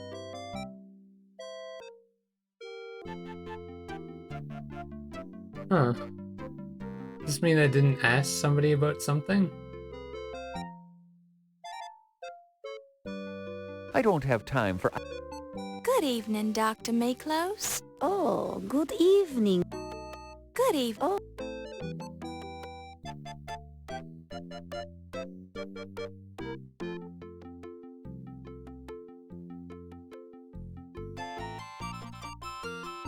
What else could I ask about?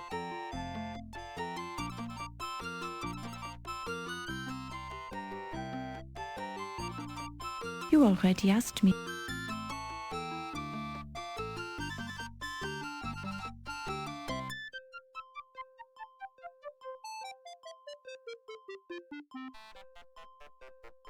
Maybe they'll talk about something else now? Boy, did he bet. She's some dish, ain't she? Yes, those French women really have something. I don't think my wife would ever have done it in a mummy case. What? In my vast experience of women from different lands, I tend to agree with you, Mr. Niger. I balked when a certain French woman suggested we have a deep conversation on the back of a dinosaur, but I was pleasantly surprised by the result. Jeez. Yes, Miss Delacroix is certainly the cat's pajamas, as the Americans would say. Yeah, we does come up with some good sayings, don't we? Quite.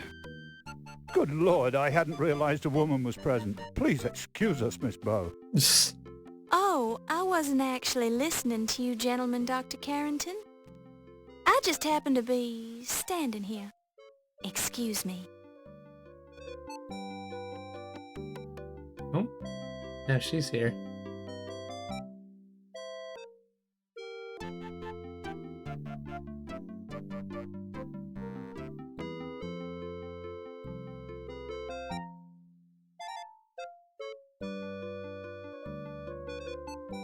Ryan, I'm having the hardest of times keeping my hands off you. Not here, Yvette. There's too many people. They are not important. You are the most powerful man here, my Ryan. What about that Carrington guy? He's president of this museum. The doctor, he is old and weak. You are the young one and strong. And what would you be wanting, Miss Bow? Oh, well, I thought I heard you call my name. You must have been hearing things. I didn't even mention your name. Oh, sorry. I've got to be going now. Excuse me.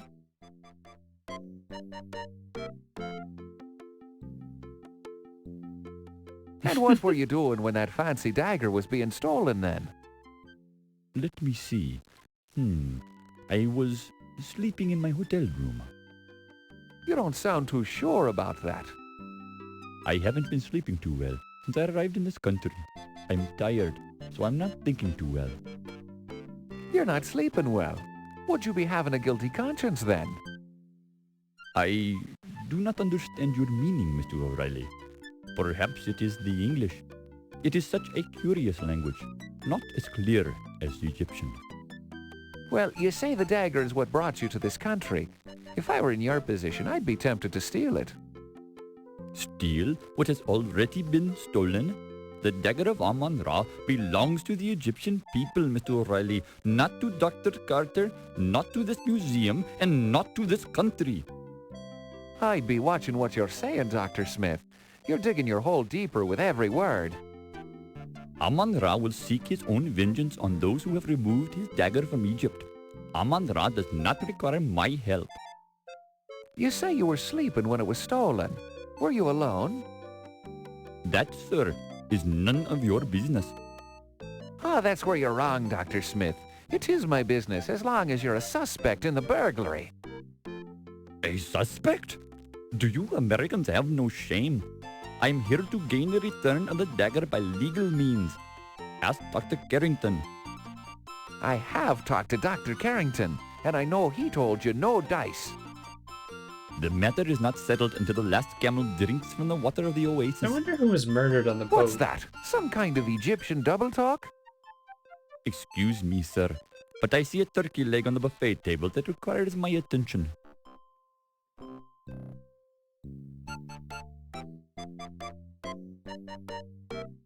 Oh, not one I can listen in on.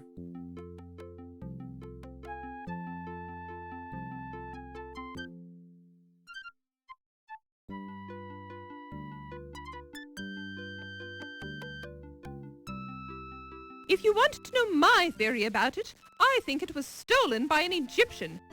No offense to your people, Mr. Nagier, but I think there is a secret sect of Egyptian sun worshippers who have sent an envoy here to steal the dagger. Countess, I hardly think that's likely. Secret sects like you're describing haven't existed in hundreds of years. Oh, really? And what makes you such an authority on secret sects, Mr. Nagier? Well, I am only expressing my opinion, madam. I'm certainly not an expert on the subject. Quite so. I think my theory is as good as anyone's, darling, and I heard it from a reliable source. Oh? Who was that? Never mind. Let's just say my source has never been wrong before. There's always a first time for everything, Countess. I still find your theory far-fetched. Since you seem to be listening, Miss Bow, what do you think of my theory? We're getting caught a lot. What? Oh, I definitely think it's worth considering, Countess. There, you see, Mr. Nagier, the press takes me seriously. Of course, it is kind of far-fetched. Well, I never. Excuse me. Oh, did I say something wrong? I'm sorry.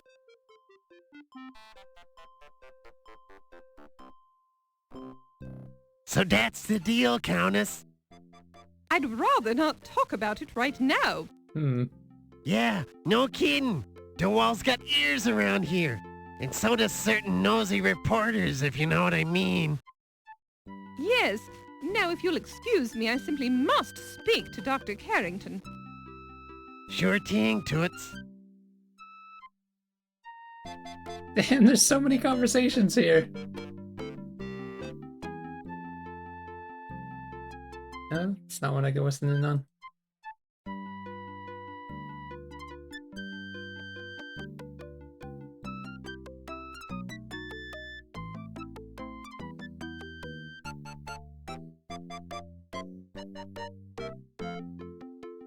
Why is this guy doing the Egyptian thing? Didn't notice that before.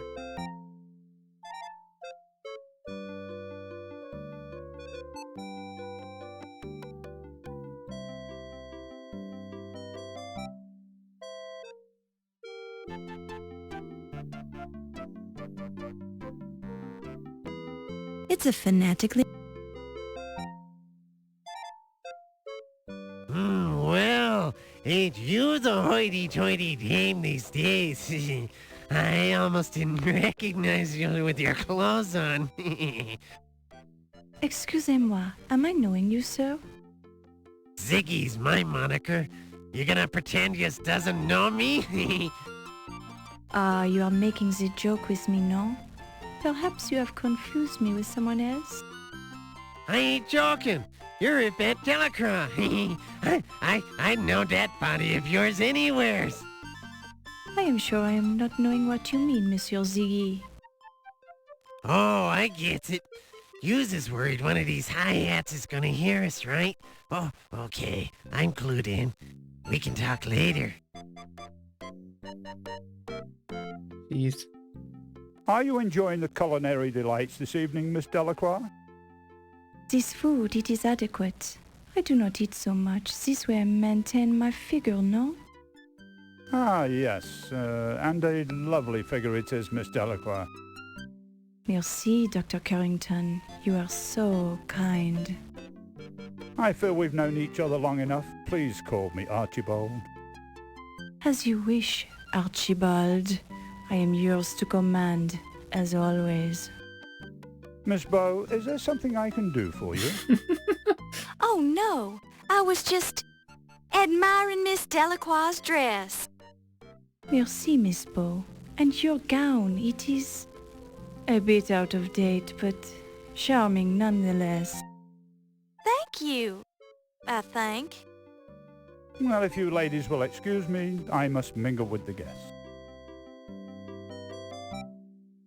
Well, well, look what the leprechaun's dragged in. Hey, now watch what yous calls me, O'Reilly. I don't know what that leprechaun thing is, but I don't like the sound of it. I'm sure you've been called worse things, smart guy. Only by low-class type poisons, O'Reilly. By the way, ain't you afraid of being seen with me? Cops talk to stoolies all the time, and I was wondering what you're doing here. I'm a big patron of the arts. That's the kind of high-class guy I am. You don't even know what the word patron means.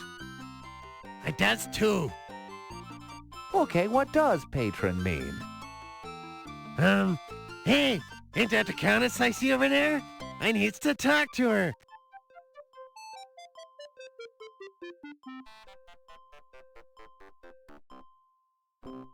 It is funny these people keep moving around too.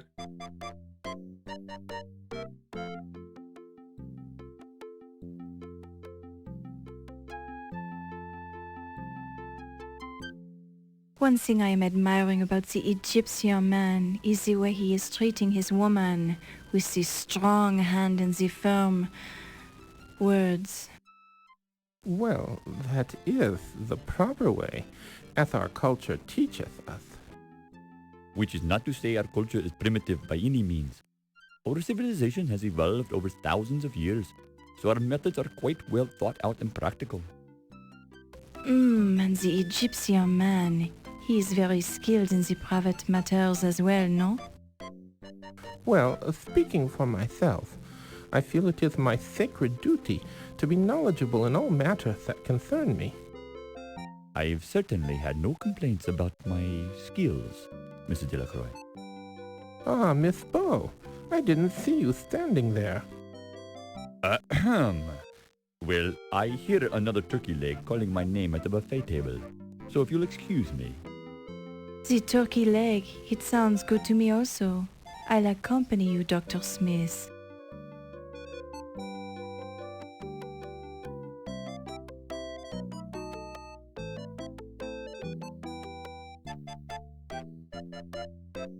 Oddly enough, though, we're not getting that much information out of all these eavesdrops.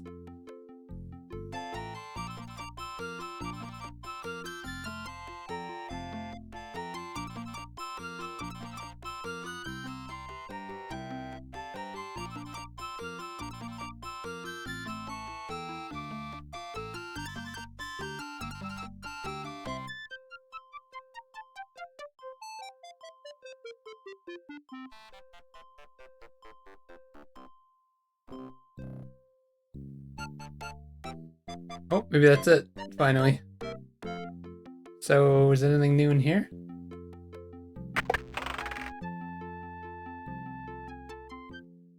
Probably save it since I did all that. Nothing new in here.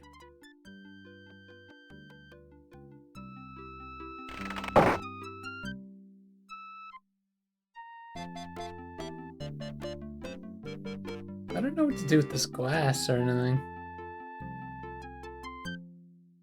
This is the eastern portion of the...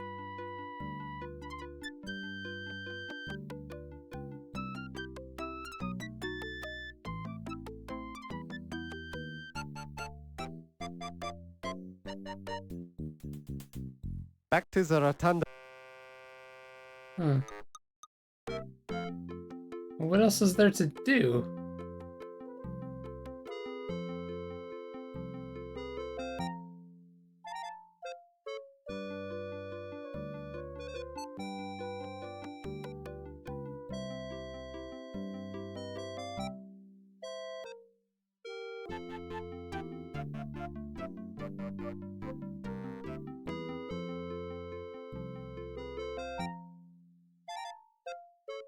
Countess, they tell me you were married to the last museum president, no? Yes, darling, that's correct. Sterling Waldorf Carlton was such a charming man. I've seen her in many of these. So wealthy. My heart is just an empty void without him. Yes, Sterling was such a nice man. It's too bad that he's worm food now. Ew! I prefer to think that Sterling is still with me in spirit. Oh, I'm sure his body is crawling with maggots by now. But if his spirit is with you, let me know because I'd love to see it. It is hard to lose a loved one, no? I understand you were only married this short time, Countess. Yes, I had only 2 short but charming months of married life with Sterling before he died. And how long had you known this man before you were married? Oh, we met just 1 charming month before we decided to get married. It was love at first sight. Where did you meet him? Oh, I had only been in this country a few weeks when I met Sterling on an offshore casino ship. It's quite legal to drink and gamble there, you know, and all the right people attend. Sterling was so charming, he just swept me off my feet. This Sterling, he must have had the large broom. What? It's just a manner of speech, my dear. Sterling was a wealthy man. You must have inherited a nice fortune, Countess. The money doesn't matter, darling. Actually, there's an annoying problem with the estate right now. It seems Sterling was changing his will when he died, To give me more money, perhaps. Anyway, I'm sure my attorney will take care of the problem. Too bad you can't dig him up to finish his new will. Yes, quite. The archaeology, it is such a masculine profession. Breaking into the ancient tombs with your sledgehammer, thrusting your way into the treasure chambers, touching the gold artifacts. It is also stimulating, no? Yes, well, when you put it that way, I guess it is rather stimulating being the most important archaeologist of all time. And it is such a burden to bear feeling of this himself. greatness, no? With such pressure to perform, you must be perfect all the time. Yes, you have a unique understanding of my problems, Yvette.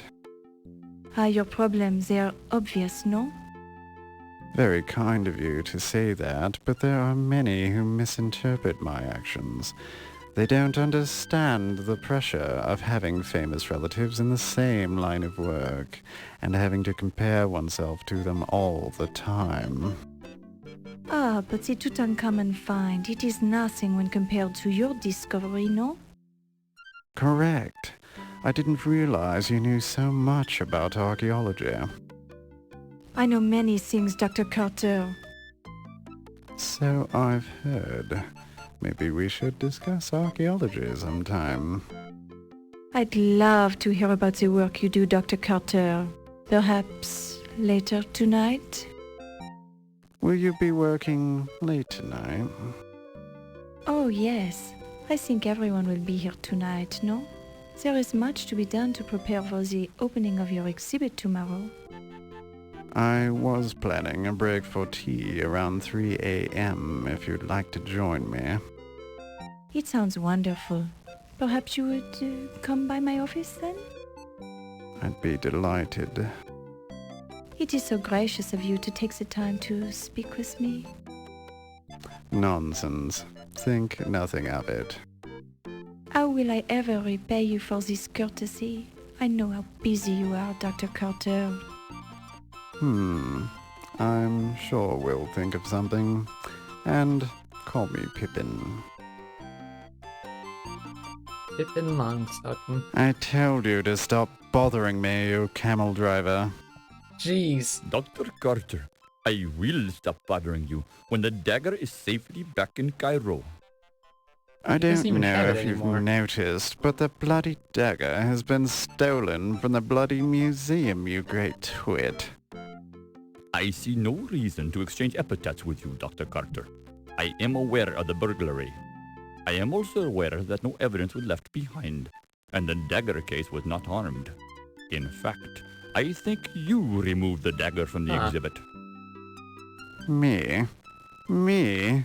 And what bloody reason would I have to steal my own bloody dagger from my own bloody exhibit? The dagger is not yours, Doctor. It belongs to the Egyptian people. As to why you stole it, I do not pretend to understand your twisted American thinking. Perhaps you wanted to keep the dagger for yourself, in your own private collection. Perhaps I should ask why you're shifting the blame onto me, you insignificant peasant. Jeez. It would be very clever of you to steal the dagger, then stay about to start rumors about someone else stealing it. Only an archaeological thief would make such an accusation, Doctor. Now I'm sure that you stole it for yourself. I did not. Yes, you did. Did not? Did. Oh my god. Did not. Did. Gentlemen, please. Who asked you? Mind your own business, you nosy reporter. But I have more important things to do. Our discussion is far from over, Dr. Carter. That's what you think, you malodorous buffoon. Damn, that was eventful.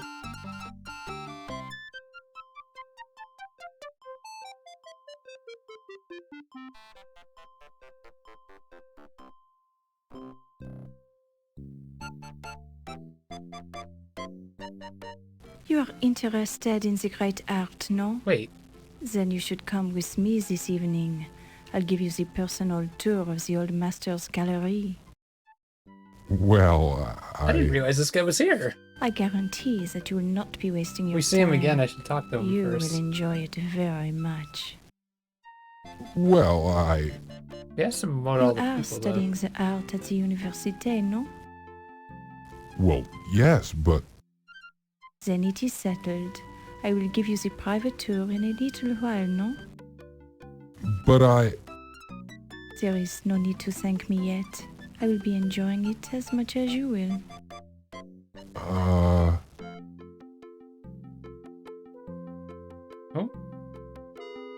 Nobody here now.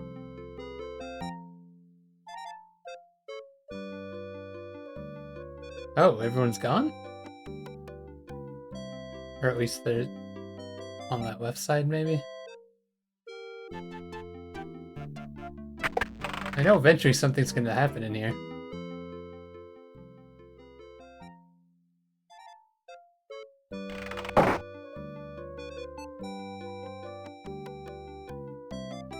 Game's interesting so far. It's been just a lot of conversations, though. Kinda like the first one.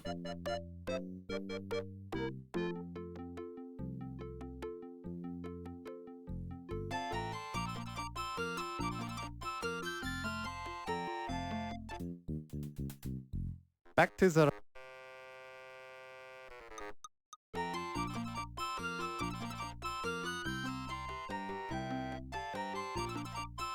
But how did the guy get in here? That mover guy.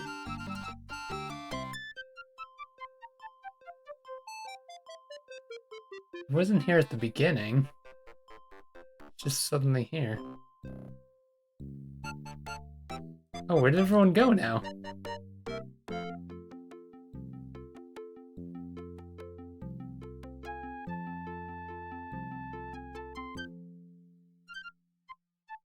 The buffet table. The food and the buffet table.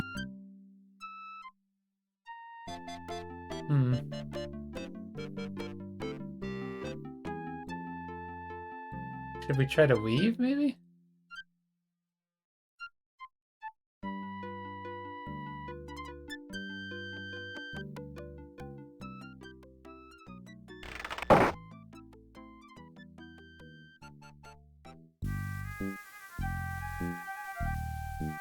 A marvelous leaded glass window. Don't touch it. A parked car. A parked... I don't think we can go anywhere out here, right? Wait a minute. You hear nothing of interest. You hear... The famous lion decker...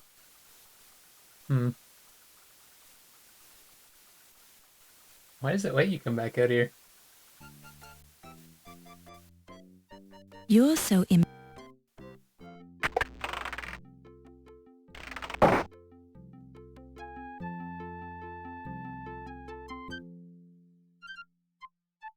We heard all these conversations, but what else can we do?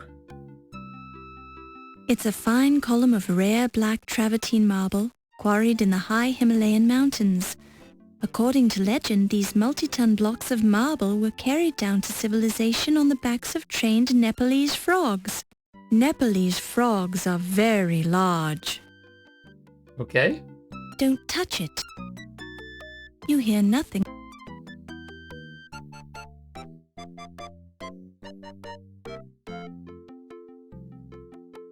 Don't touch. It's a fin. There has to be something I could do to progress, right?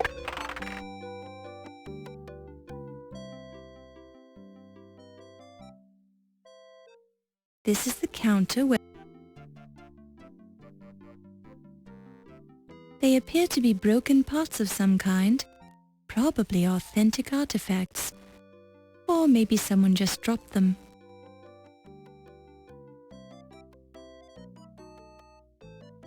They still look like broken pots. Upon close inspection, you see they still look... That looks like a Peruvian-footed vessel. It has a picture of a bat painted on the inside of the bow. That's not the... Don't touch it. Don't touch... Don't touch...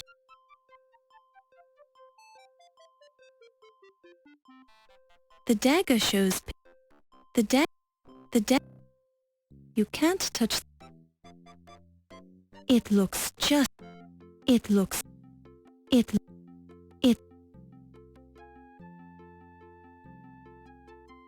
This case...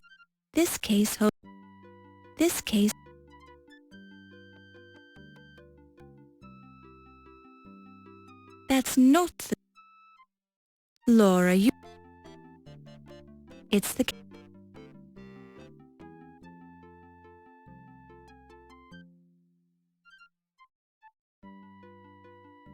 You hear nothing of... You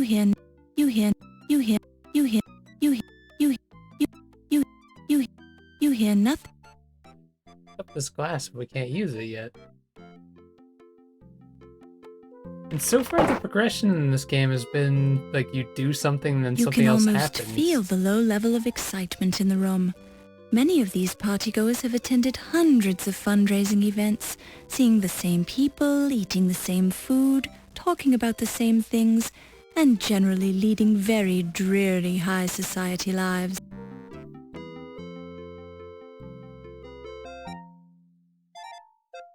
Nothing like new that appeared from all those... Oh, wait a minute. Well, I can't ask anyone about him now because they're gone, but his name appeared in there. I'm not sure when that appeared, though.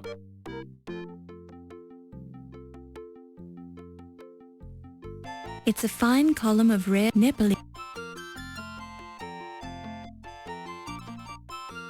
The marble is... The food...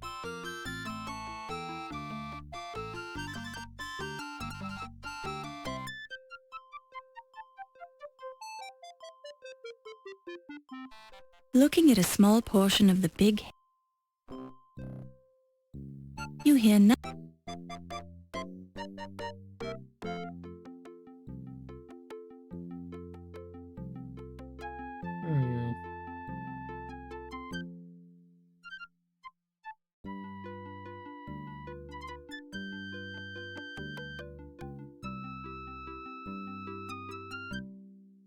Good evening.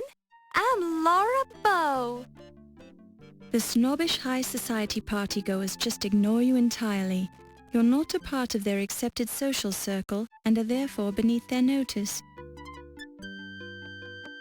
The happy partygoers just ignore you entirely, considering themselves high above your social standing. Since you're not a recognized member of the in crowd, you might as well be a ghost as far as they're concerned.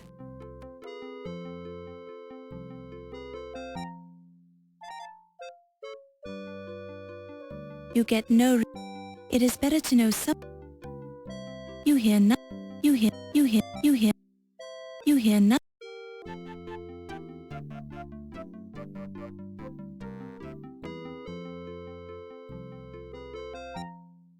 There's like another item I need Don't somewhere. touch it. But I don't know. The food is free of... Wait, did I? Oops. I don't think I tried looking at that urn. I looked at the other one. You see the name, Arvin Slatherlord Loudermilk III, engraved on the urn in the... You hear nothing. Don't touch. Don't touch.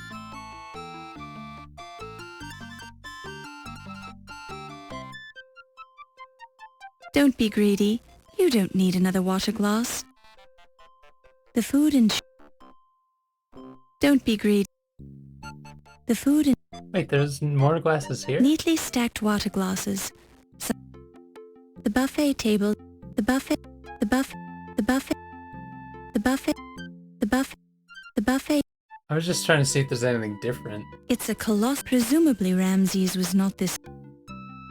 Potted specimens of the amazing giant air fern, Furnus giganteus maximus. Yes, they're definitely ferns.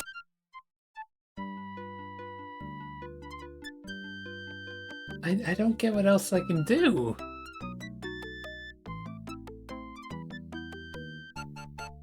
Unless you can eavesdrop on these random nobodies.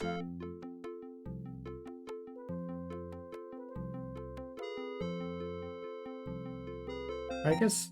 no. You hear nothing.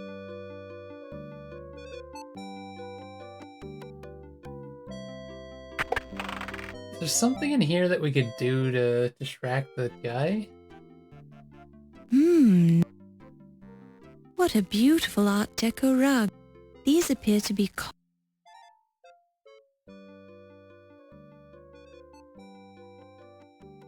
These are replicas of early 12th. These vessels. Wait. These are Celtic ones there. Upon close there's an inscription. There's an inscription. These.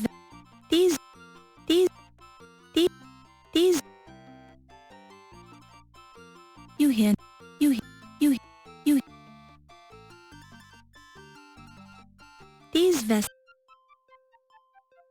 These appear to be copied. These appear. Is that one different? It's a replica of the famous bust of Nefertiti. You've always wondered if the paint wore off, or if the queen really had white eyes. Some native craftsmen did an excellent job of painting the bust. You can barely make out the signature. It says, "Painted with pride by Sam the Sham." Hey, that's not an Egyptian name. Don't touch it. These appear to be... These appear...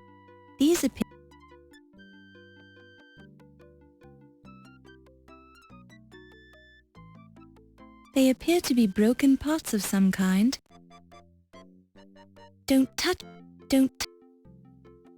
They still...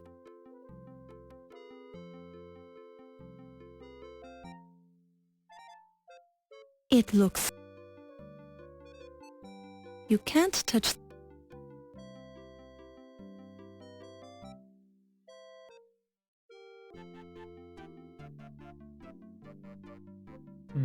Is there like one of them that's real or something? This case holds... Upon close... It looks just like... The dagger shows a high degree of craftsmanship. It doesn't have the Made in Pittsburgh on it. You can't touch the dagger. It is better to know... That was what I needed? Because I guess the guy said... Oh, man. We found the dagger. Fräulein, this gift shop is closed. You should not be here. Oh, I'm sorry. The door was unlocked. Unlocked? My assistant will be disciplined harshly for this mistake. Please rejoin the party now. I will be forced to injure you. Injure me? He's suspicious as heck now. If we come back in here, we have to check if that's still there. But I am at the 4-hour mark. If I had to assume now, since he's in here, he can't be over here, right? I just want to check that, and then we'll probably end for the night. Then on Tuesday, we can always see what's going on out here.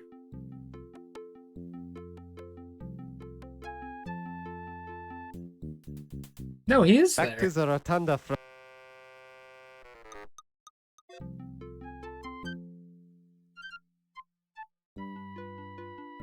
So I guess he walked the door, right? Huh. I'll go back over there if there's nothing over on this side. I just want to see like where we're supposed to go next.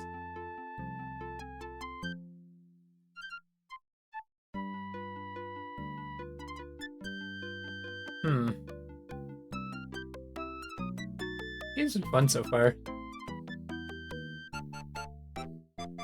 Oh, this guy.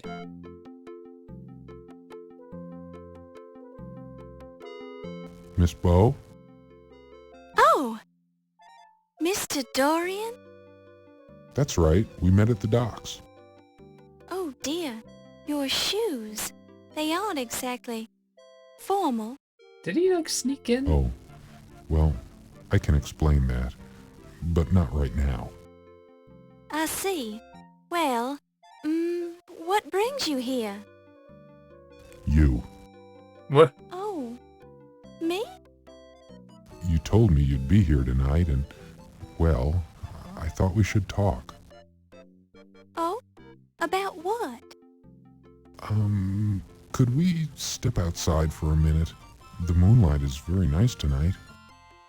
Well, all right. I think I'd enjoy that. I guess we're getting dragged into something here before it ends.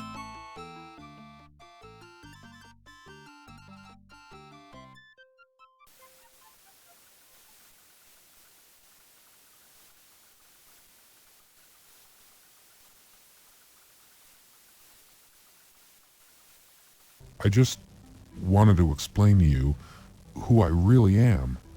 We really You're are. not Steve Dorian? Well, yes, I am Steve Dorian, but I felt like I didn't give you the most accurate impression of myself when I met you earlier today.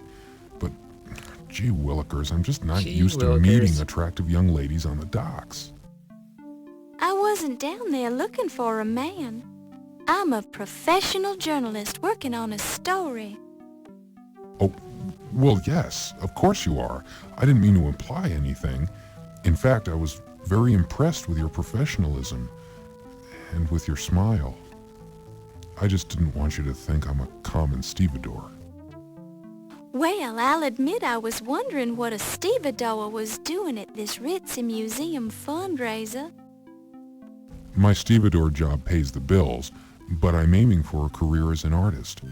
However, I'm really here because I'd hate myself for the rest of my life if I didn't try to see you again. Jeez. Maybe I'm a fool, maybe you think we're too different, but I had to try. Well, I'm very flattered. Are you always this nervous? I'm not very good with women. I spent all my time working ever since I was 10 years old, when my father died. I've never had a chance to date very much. Lately, I've spent my free time going to school. I'm starting to think we're more alike than I first thought. My mother died when I was very young, so I was raised by my father. What kind of an artist are you? I'm a painter, and I do a little sculpting. How interesting. But I think that an artist would know enough not to wear work boots with his tuxedo at a formal party. Oh, I said I'd explain that, didn't I? I was hoping nobody would notice. I had to blow 2 weeks' pay to rent this tux, but I didn't have enough left over to rent the fancy shoes. It's just that I had to see you all of a again. sudden. You spent all your money just to see me? My goodness, I don't know what to say. Say you'll have dinner with me some evening. I may seem a little odd, but I promise that I'm harmless. I'd be honored to spend an evening with you and show you the sights around town. Well, I don't usually, but you've gone to a lot of trouble to find me. I think I can trust you. I don't know if we should trust him. Really? You'll do it? Oh, thank you. You won't regret it. I'll make it a memorable evening. I'll paint for you. I'll dance for you. I'll sing for you. Anything you want. Well, there's no need to get carried away. Let's see how dinner goes first. Of course. You're absolutely right. I don't seem too anxious, do I? Maybe just a bit, but that's okay. Okay. I'll take a deep breath and calm down. I'll be fine. I'll do whatever you want. I think this is the beginning of something important, Steve. I like you already. Oh, jeez. Let's go back to the party, Steve. I've got work to do. Yeah, something bad has happened in the meantime, I bet. Someone's dead or something. They're gonna be stabbed with the dagger, aren't they?